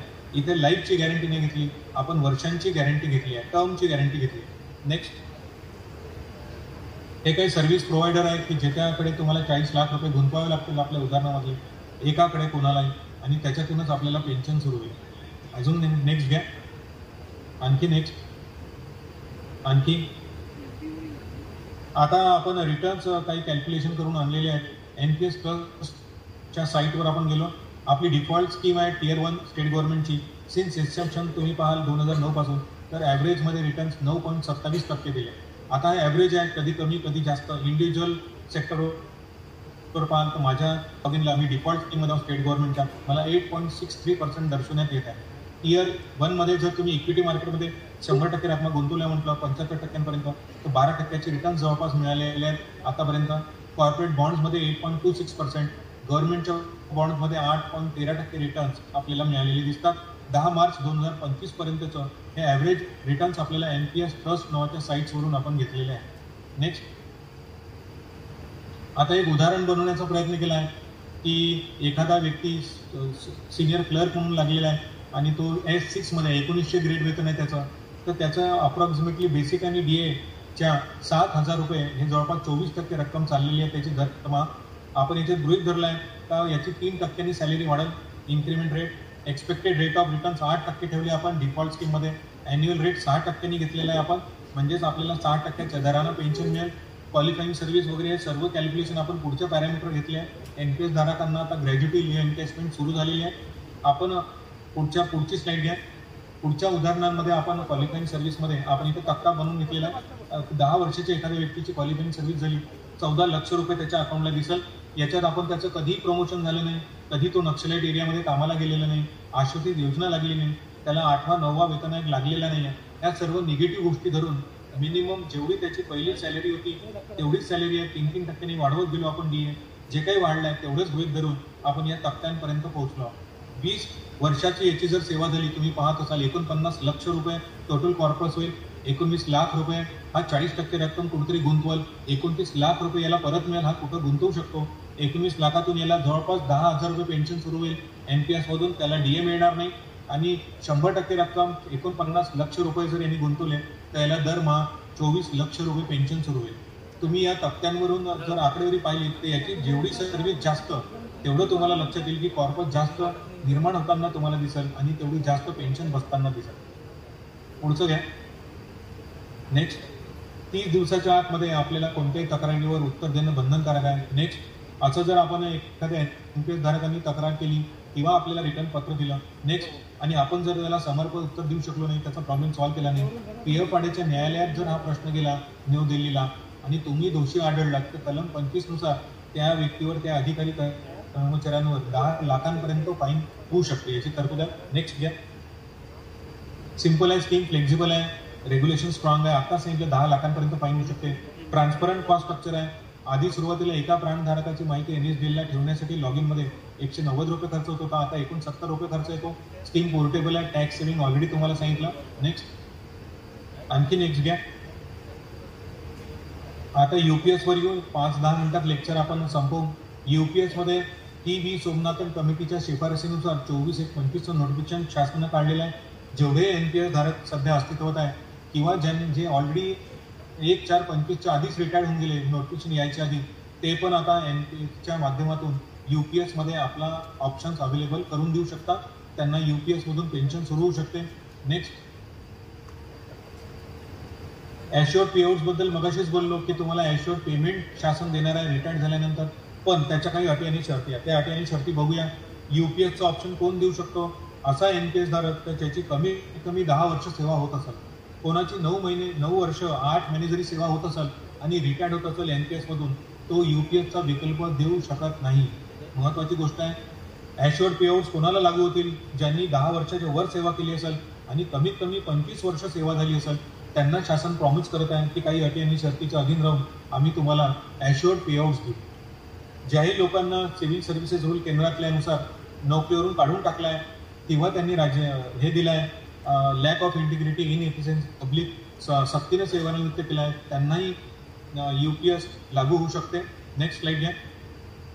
व्हॉलेंटरी रिटायरमेंट जर तुम्ही घेतलं असेल 25 वर्षानंतर तर इथं कॉशन नोट आहे. समजा उदाहरणार्थ एखाद्या व्यक्तीने व्हॉलेंटरी रिटायरमेंट घेतला आहे 52व्या वर्षी आणि 58 वर्षी तो रिटायर्ड होणार आहे. 52व्या वर्षी तुमची VRS मंजूर झाली तर कंपल्सरी तुम्हाला 58 वर्षापर्यंत या स्कीममध्ये राहावंच लागेल. जॉबवर तुम्ही जाणार नाही, पण तुमचे क्लेम सेटल तुम्ही ज्या वर्षी 58 वर्षाचे व्हाल, ज्या महिन्यात, त्याच्यानंतर तुम्हाला UPS मधून पेन्शन सुरू होईल. म्हणून आपण UPSचं ऑप्शन देताना काळजीपूर्वक पाहून घ्यायचं की आपल्याला VRS घेता येणार नाही. असं इनडायरेक्टली आपल्याला केंद्रातल्या या निर्णयानुसार म्हणावं लागेल का VRS घेतली तुम्ही जॉबवर जाणार नाही, तुम्हाला पगार बंद होऊन जाईल, पण तुमचं जे काही कॉर्पस आहे ते तुम्हाला केंद्राला हँडओव्हर करावं लागेल आणि 58 वर्षाचे जेव्हा तुम्ही व्हाल 6 वर्षानंतर, हा वेटिंग पिरियड तुम्हाला घालवावा लागेल आणि त्या 58 वर्षानंतरच तुमचे क्लेम सेटल होते. आता याला एलिजिबल कोण नाही आहे UPSचं ऑप्शन द्यायला? ज्यांना जॉबमधून काढून टाकलाय शासनानं, बडतर्फ केलं, रेझिग्नेशन दिलाय, अशा लोकांना UPSचं ऑप्शन देता येणार नाही. RNPSचा विचार केला तर ज्यांनी राजीनामा दिलाय त्यांना RNPS लागू होणार नाही. राज्याची जी रिवाइज नॅशनल पेन्शन स्कीम आहे 20/9/24च्या GR नुसार त्यांना लागू होणार नाही. Next slide. तुमची ॲव्हरेज सॅलरी पकडल्या जाईल 12 महिन्याची आणि त्याच्यानुसार तुम्हाला हाफ पे करून, तुम्हाला भागीला 2 करून, ॲव्हरेज सॅलरीला भागीला 2 करून तुम्हाला पेन्शन सुरू केलं जाईल. पेन्शन शब्द न वापरता ॲश्युअर्ड पेआउट्स आपल्याला म्हणावं लागेल, पण RNPS मध्ये डायरेक्ट म्हटलं गेलं आहे का तुमचा लास्ट पे जो आहे त्याला भागीला 2 करून त्याचे 50% करून तुम्हाला पेन्शन सुरू केलं जाईल. जर तुमची क्वालिफाईंग सर्व्हिस 10 वर्षापेक्षा जास्त आणि 25 वर्षापेक्षा कमी होत आहे तर तुम्हाला त्या प्रमाणात पेन्शन किंवा ॲश्युअर्ड पेआउट सुरू केल्या जाईल. नेक्स्ट, हे ऑलरेडी झालेलं आहे आपलं. एखाद्या व्यक्ती जॉबवर असताना त्यांनी UPSचं ऑप्शन दिलं आणि त्यांनी UPSमधून पेन्शन सुरू केली आणि मरण पावला. रिटायर्ड झाल्यानंतर 5-6 वर्ष पेन्शन घेतली, मरण पावला. त्याच्या फॅमिलीला 60% पेन्शन सुरू होईल प्लस त्याच्यावर डिअरनेस रिलीफही मिळेल. नेक्स्ट, लमसम अमाऊंट आपल्याला काही मिळेल. हात खर्चाला शासन रिटायर्ड होते वेळी आपल्याला हात खर्चाला काही रकमा देतील, त्या पुढे पाहू, ज्याला लमसम पेमेंट म्हटलंय. नेक्स्ट, 2 प्रकारचे कॉर्पस ऑलरेडी पाहिले आपण, इंडिव्हिज्युअल कॉर्पस, पूल कॉर्पस. इंडिव्हिज्युअल कॉर्पसमध्ये तुम्हाला डिफॉल्ट पॅटर्ननी इन्व्हेस्टमेंट करायची आहे की इंडिव्हिज्युअल चॉईसेसनी आपल्याला इन्व्हेस्टमेंट करायची आहे, हे आपल्याला चॉईसेस दिले आहे. पूल कॉर्पस सर्वस्वी सेंट्रल गव्हर्नमेंट किंवा स्टेट गव्हर्नमेंटच्या अंडरमध्ये राहून काम करत. स्टेट गव्हर्नमेंट ठरवलं का कोणत्या पद्धतीने गुंतवणूक करायची आहे. नेक्स्ट, हे दोन्ही झालेलं आहे आपलं. पुढं घ्या, हे पुढं घ्या. ठीक आहे, एकदा तुम्ही UPSचं ऑप्शन दिलं तर तुम्हाला NPS मध्ये परत येता येणार नाही. तुम्हाला जर वाटलं का त्या NPS धारकांचंच ऑप्शन बरोबर होतं, तुम्हाला एकदा जाता येते या स्कीममध्ये, इथून परत येण्याचा मार्ग नाही आहे. एकदा जे ऑप्शन दिलं ते झालं, तुमचं फायनल झालं. नेक्स्ट, पुढं घ्या. हे झालंय आपलं बेंचमार्क कॉर्पस. काय तुमच्या अकाउंटला जर मिसिंग क्रेडिट असतील आणि तुम्ही UPS मध्ये आले तर PF आडे तुम्हाला मिसिंग क्रेडिट भरायला लावतील आणि जितके वर्ष तुमची मिसिंग क्रेडिट या कॉन्ट्रीब्युशन मधून बाहेर होती, गुंतवणुकीमधून बाहेर होती, तेवढ्या वर्षाचं व्याज तुम्हाला कॅल्क्युलेट करून दिल्या जाईल आणि तेवढ्या रकमा तुम्हाला मिसिंग कॉन्ट्रीब्युशनच्या भरून द्यावे लागतील आणि त्याच्यानंतरच तुम्हाला ॲश्युअर्ड पेआउट्स मंजूर केल्या जाईल. पुढं घ्या, आणखी पुढं हे झालेलं आहे. सुरुवातीला NPS मधून UPS मध्ये जर तुम्ही गेले तर तुम्हाला 1/4/25 पासून ही स्कीम सुरू केल्या जाईल. पुढं घ्या, कोणी याच्या आधी जरी रिटायर्ड झालं असेल UPS येण्याच्या आधी, ते पण आता NPS मध्ये UPSचं ऑप्शन देऊन UPS मधून पेन्शन घेऊ शकता. एखादा व्यक्ती 1 वर्ष अगोदर रिटायर्ड झाला असेल, त्याला जर कमीत कमी 11,000 UPS मध्ये पेन्शन बसत असेल, आता जर त्याला 4,000 बसत आहे, हा तो डिफरन्स आहे. PF आडे अरियसच्या रूपात आणि इंटरेस्टच्या रूपात एक मेथडॉलॉजी अडॉप्ट करेल आणि त्यांना ती पण अमाऊंट मिळेल. शिवाय UPS मधून नियमानुसार जे काही पेन्शन आहे 11-12,000 प्लस त्याच्यावर डिअरनेस रिलीफ हे पण त्यांना मिळू शकते. पुढं आता आपण फॉर्म्युल्यावर 5 मिनिटात लेक्चर संपेल आपलं. फॉर्म्युल्यावर येऊ. 12 महिन्याची एखाद्या व्यक्तीची ॲव्हरेज सॅलरी जर 45,000 रुपये आली असतील, त्याची क्वालिफाईंग सर्व्हिस 25 वर्षाची झाली असेल, म्हणजेच गुणीला 12 महिने म्हणजेच 300 महिने झाले असतील, कुठल्याही प्रकारची मिसिंग क्रेडिट नाही आहे आणि तो डिफॉल्ट स्कीममध्ये आहे आणि पार्शल विड्रॉल केलं नसेल तर पुढच्या स्लाइड्समध्ये आपल्याला दाखवल्याप्रमाणे एक फॉर्म्युला आहे, त्याच्यात या सर्व आपल्याला व्हॅल्यूज पुटअप करावे लागतील. पुढची स्लाइड घ्या प्लीज. फॉर्म्युला तुम्हाला दिसत असेल. इंडिव्हिज्युअल कॉर्पस 50 लाख रुपये रक्कम जमा झाली. बेंचमार्क कॉर्पस PF आडे ठरवून दिली 50 लाख, दोन्ही मॅच झालेले आहेत. आता फॉर्म्युलाजमध्ये आपण व्हॅल्यू टाकू. P/2. P म्हणजे आपलं लास्ट बेसिक भागीला 2, त्याला गुणीला करायचं आहे. Q/300. 300 म्हणजे कमीत कमी 25 वर्ष सेवा झाली असेल तरच हा फॉर्म्युला अस्तित्वात येईल, म्हणजे तुम्हाला ॲश्युअर्ड पेआउट्स मिळेल. 300 महिन्यांपेक्षा जास्त सेवा झाली असेल तरी Qची व्हॅल्यू आपल्याला 300च पकडायची आहे. 17 वर्ष 18 वर्ष सेवा झाली असेल, गुणीला 12 महिने केली, एखाद्याची 240 महिने सेवा झाली, 240 भागीला 300 करावं लागेल आणि गुणीला इंडिव्हिज्युअल कॉर्पस भागीला बेंचमार्क कॉर्पस. पुढची स्लाइड घ्या. आता आपण स्लाइड्समध्ये व्हॅल्यू टाकू. आता आपल्या व्हॅल्यूमध्ये 300 भागीला 300 25 वर्षापेक्षा जास्त सेवा झाली म्हणजे 300 भागीला 300 आला. 50 लाख भागीला 50 लाख येईल. P/2 म्हणजे 45/2 म्हणजेच व्हॅल्यू आली 22,500 प्लस डिअरनेस रिलीफ. म्हणजेच आदर्श कंडिशनमध्ये एखाद्याचं 45,000 रुपये बेसिक असेल आणि त्यांनी रकमा कधीही काढलेल्या नसतील, मिसिंग क्रेडिट नसतील, तर त्याला ढोबळमानानं 25,500 पेन्शन मिळेल प्लस त्याच्यावर डिअरनेस रिलीफ मिळेल. नेक्स्ट, आपण हा तक्ता बनवलेला आहे. या तक्त्यानुसार 3ऱ्या नंबरवर जर तुम्ही लक्ष केंद्रित केलं, एखाद्याची सेवा 10 वर्ष बरोबर एक्झॅक्ट 10 वर्ष झाली, 120 मंथ सेवा झाली, 25 लाख स्वतःचं corpus, 25 lakh benchmark corpus default स्कीममध्ये आहे, फॉर्म्युलामध्ये व्हॅल्यूज टाकल्या आहे, तर आपल्याला 9,000 रुपये पेन्शन बसत आहे. पण 9,000 रुपये पेन्शन बसत आहे आणि तुम्ही शासनाचे सर्व नियम पाळलेले आहेत आणि 10,000 कमीत कमी शासन प्रॉमिस करत आहे तुम्हाला UPSमध्ये पेन्शन देण्याचं, ॲश्युअर्ड पेआउट्स देण्याचं. म्हणून शासनाने या केसमध्ये 1,000 ॲश्युअर्ड पेआउट्स वाढवलेला आहे आणि कमीत कमी शासन ॲश्युरिटी देते आपल्याला या कंडिशनमध्ये की 10,000 रुपये तुम्हाला पेन्शन देईल प्लस त्याच्यावर डिअरनेस रिलीफ दिल्या जाईल. नेक्स्ट घे आणखी नेक्स्ट. आता लमसम अमाऊंट जे हात खर्चाला रक्कम आपल्याला देणार आहे त्याच्याबद्दल चर्चेला घेऊ. 45,000 रुपये लास्ट पे आहे, 53% डी आहे, 68,850 रुपये एखाद्याचं बेसिक आणि डी आलं. नेक्स्ट या फॉर्म्युलेनुसार आपण पुढच्या स्लाइड्समध्ये घ्या. पुढच्या स्लाइड्समध्ये आपण फॉर्म्युलेनुसार व्हॅल्यू काढल्या. 1/10 आलं त्याच्या बेसिक आणि डीएच्या लास्ट पेच्या 6,885 रुपये. 120 महिन्याने सेवा केली, 10 वर्षाची 6 माही सेवा जर पकडली तर 20 महिने येतात. 6,885 गुणिले 20 केलं तर 1,37,000 रुपये आपल्याला हात खर्चाला रक्कम मिळेल. 15 वर्ष सेवा केली तर 2,06,000 रुपये मिळेल आणि 20 वर्ष सेवा केली तर 2,75,000 रुपये रक्कम मिळेल. आजच्या घडीला 1,37,000 2,06,000 फार जास्त व्हॅल्यू नाही आहे. एखादी ई बाईक आपल्याला हात खर्चाला रकमेतून आपण या मिळालेल्या ई बाईक घेऊ शकतो आपण आणि फिरू शकतो की आपण NPS मधून रिटायर्ड झालेलो आहे किंवा UPS मधून रिटायर्ड झालेलो आहे. नेक्स्ट 10-20 वर्षाच्या नंतर जरी आपण UPS मधून रिटायर्ड होऊ, जवळपास त्याही रकमांचे व्हॅल्यू जर पाहिलं तर मनी व्हॅल्यू जर पाहिली आपण, मनीची व्हॅल्यू वेळेची किंवा आपल्या पैशांची किंमत, तर जवळपास याच रकमांच्या जवळपास येते. ही रक्कम अतिशय कमी आपल्याला भासत असेल. 3.5 लाख, 4.5 लाख, 4 लाख, 5 लाख एवढीच रक्कम आपल्याला हात खर्चाला शासन देईल. याला लमसम अमाऊंट त्यांनी नाव दिलेलं आहे. नेक्स्ट हे काही तुलनात्मक तक्ता आहे की ज्याच्या आधारावर आजच्या घडीला ज्या सूचना आहेत आपल्याला अवेलेबल आहे त्याच्या आधारावर एक तुलनात्मक तक्ता बनवण्याचा प्रयत्न केलेला आहे 2-3 स्लाइड्समध्ये. नेक्स्ट आणखी नेक्स्ट घ्या. स्लाइड्स शेअर केल्यानंतर आपल्याला वाचता येईल. अल्बर्ट आईन्स्टाईन व्यक्ती आहे, खूपच जगात नावाजलेले शास्त्रज्ञ होते. त्यांनी म्हटलं की चक्रीय व्याजातून एखाद्या वेळी आपल्याला रक्कम मिळतात तर त्या जगातला 8वं आश्चर्य आहे. ज्यांनी आज याचं महत्त्व समजलं त्यांनी सर्व काही मिळवलं. ज्यांनी याचा आज किल्ली उडवली किंवा मजाक केली 30-40 वर्षानंतर तोच रडला. Next slide. 30 वर्षाचा एखादा भारताचा नागरिक म्हणून या स्कीममध्ये आला, 58 वर्षी रिटायर्ड होत आहे. आपण आपलंच रिटायरमेंटचं वय घेतलं, 8% दरानं 10% दरानं त्याला रिटर्न्स मिळत आहे. तर हा 28 वर्षात 3,000 रुपये महिना भरत आहे. त्याला मुद्दल जमा झाली 10 लक्ष रुपये. 8% दरानं 28 वर्षात रिटायर्ड होते वेळी या स्कीममधून बाहेर पडते वेळी 38 लाख रुपये मिळेल. 2% रेट वाढला 56 लाख मिळेल. 40 वर्षात एखादा व्यक्ती आला, उशिरा आला याचा मित्र, तर आपण मुद्दल सारखी ठेवली आहे जमा करता यावी म्हणून, तुलना करता यावी म्हणून. दोघांनी 10 लक्ष जमा केली, एकाने 28 वर्षात एकाने 18 वर्षात. याची EMI वाढली, टाईमचा फरक पडला. 8% दरानं दोघे एकाच वेळेस रिटायर्ड होता. याला मिळाले 38 लाख, याला मिळाले 23 लाख, याला मिळाले 10% दरानं 56 लाख, याला मिळाले 10% दरानं 28 लाख. तर फरक पडला हा वेळेचा. जेवढा वेळ या चक्रीय व्याजाच्या स्कीममध्ये तुम्ही द्याल, तुम्ही स्लाइड्समध्ये पाहिले असाल ज्याची 35 वर्ष सेवा झाली, आपल्या स्लाइडमध्ये 7,000 रुपये भरले त्यांनी, तरी त्याला 2 कोटी रुपये दिसले. पण ज्याची सेवा कमी झाली त्याला मात्र रिटायर्ड होताना रक्कम कमी होत असताना आपल्याला दिसतात.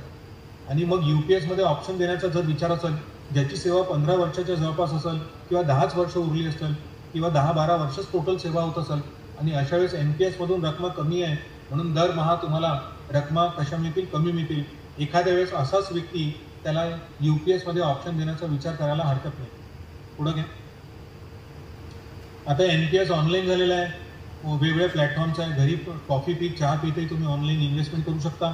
नेक्स्ट ज्यांनी कधी लाईफलाईन वापरली नाही, लाल ग्राफ त्याचा राहील, निळा ग्राफ राहील, त्याचे पैसे नेहमी वाढत राहील. पण आधीमध्ये ज्यांनी पैसे काढले चक्रीय व्याजानं ज्या रक्कम वाढत होत्या त्याला तुम्ही ब्रेक दिला, शेवटच्या घटकाला रक्कम कमी मिळतील त्याला.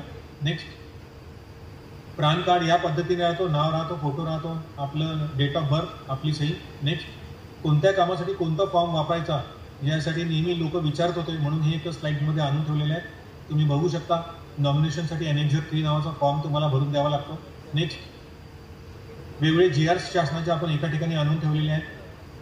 GR स्लाइड्स करा. UPS मध्ये 2-3 गोष्टी लक्षात ठेवा चर्चेला ज्या गोष्टी घ्यायच्या आहेत की ॲश्युअर पेआउट्स हा शब्द वापरलेला आहे. दुसरं पे कमिशन UPSला लागू होईल का याच्याबद्दल कुठेही बोलल्या गेलं नाही. ग्रॅज्युटी NPS धारकांना लागू आहे पण UPS धारकांनाही लागू होईल का, NPS मधलाच एक सेपरेट सब प्लॅन असं म्हणता येईल आपल्याला. UPS मध्ये पूर्ण कार्यपद्धती अकुमुलेट करण्याची, कॉर्पस क्रिएट करण्याची पूर्ण कार्यपद्धती ही NPS सारखीच आहे. रिटायर्ड झाल्यानंतर आपल्याला UPSच्या माध्यमातून पेन्शन मिळणार आहे. त्यानंतर आपण रिटायर्ड होताना VRS जर घेतलं 50व्या वर्षी एखादा व्यक्ती रिटायर्ड होत आहे, 58 वर्षी रिटायर होणार आहे, तर 8 वर्ष आपल्याला वेटिंग पिरियड राहील. शासन एकही ढगू आपल्याला परत करणार नाही आहे. 58 वर्षापर्यंत आपल्याला जे रिटायरमेंटचं वय राहील त्याच्यानंतरच आपले क्लेम सेटल होणार आहे.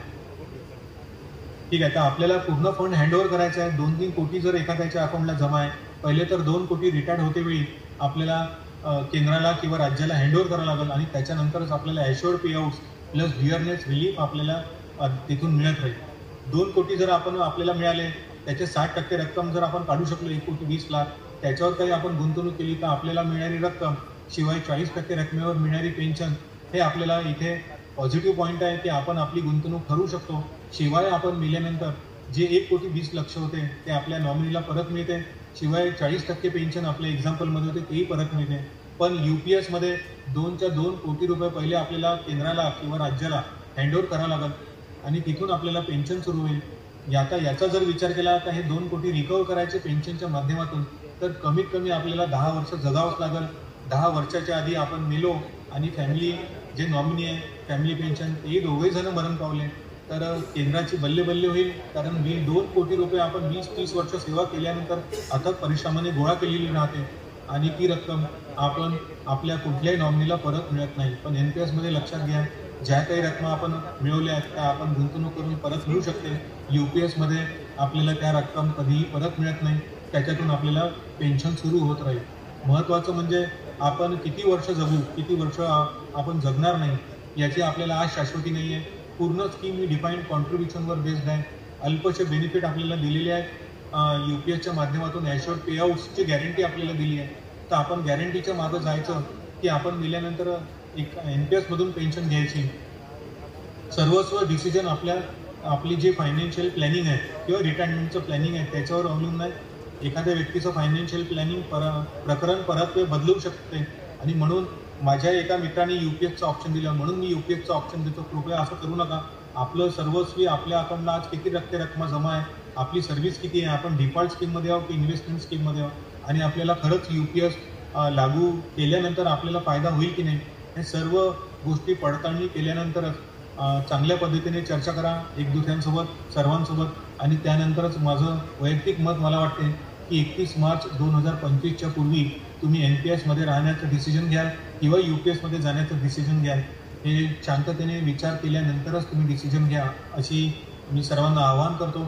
अल्टिमेटली आपलं एम सर्वांचं इन्क्लुडिंग मी ऑल्सो, मलाही मनातून वाटते का OPS मध्ये राहावं, पण आजच्या घडीला ज्या आपल्याकडे स्कीम्स अवेलेबल आहे त्याच्या आधारावर आपण डिसिजन घेतला पाहिजे. आपल्या फायनान्शियल प्लॅनिंगच्या आधारावर रिटायरमेंटचं प्लॅनिंग आपण शासनावर अवलंबून न राहता आजच आपण आपल्या रिटायरमेंटचं प्लॅनिंग देखील करायला पाहिजे. थँक्यू.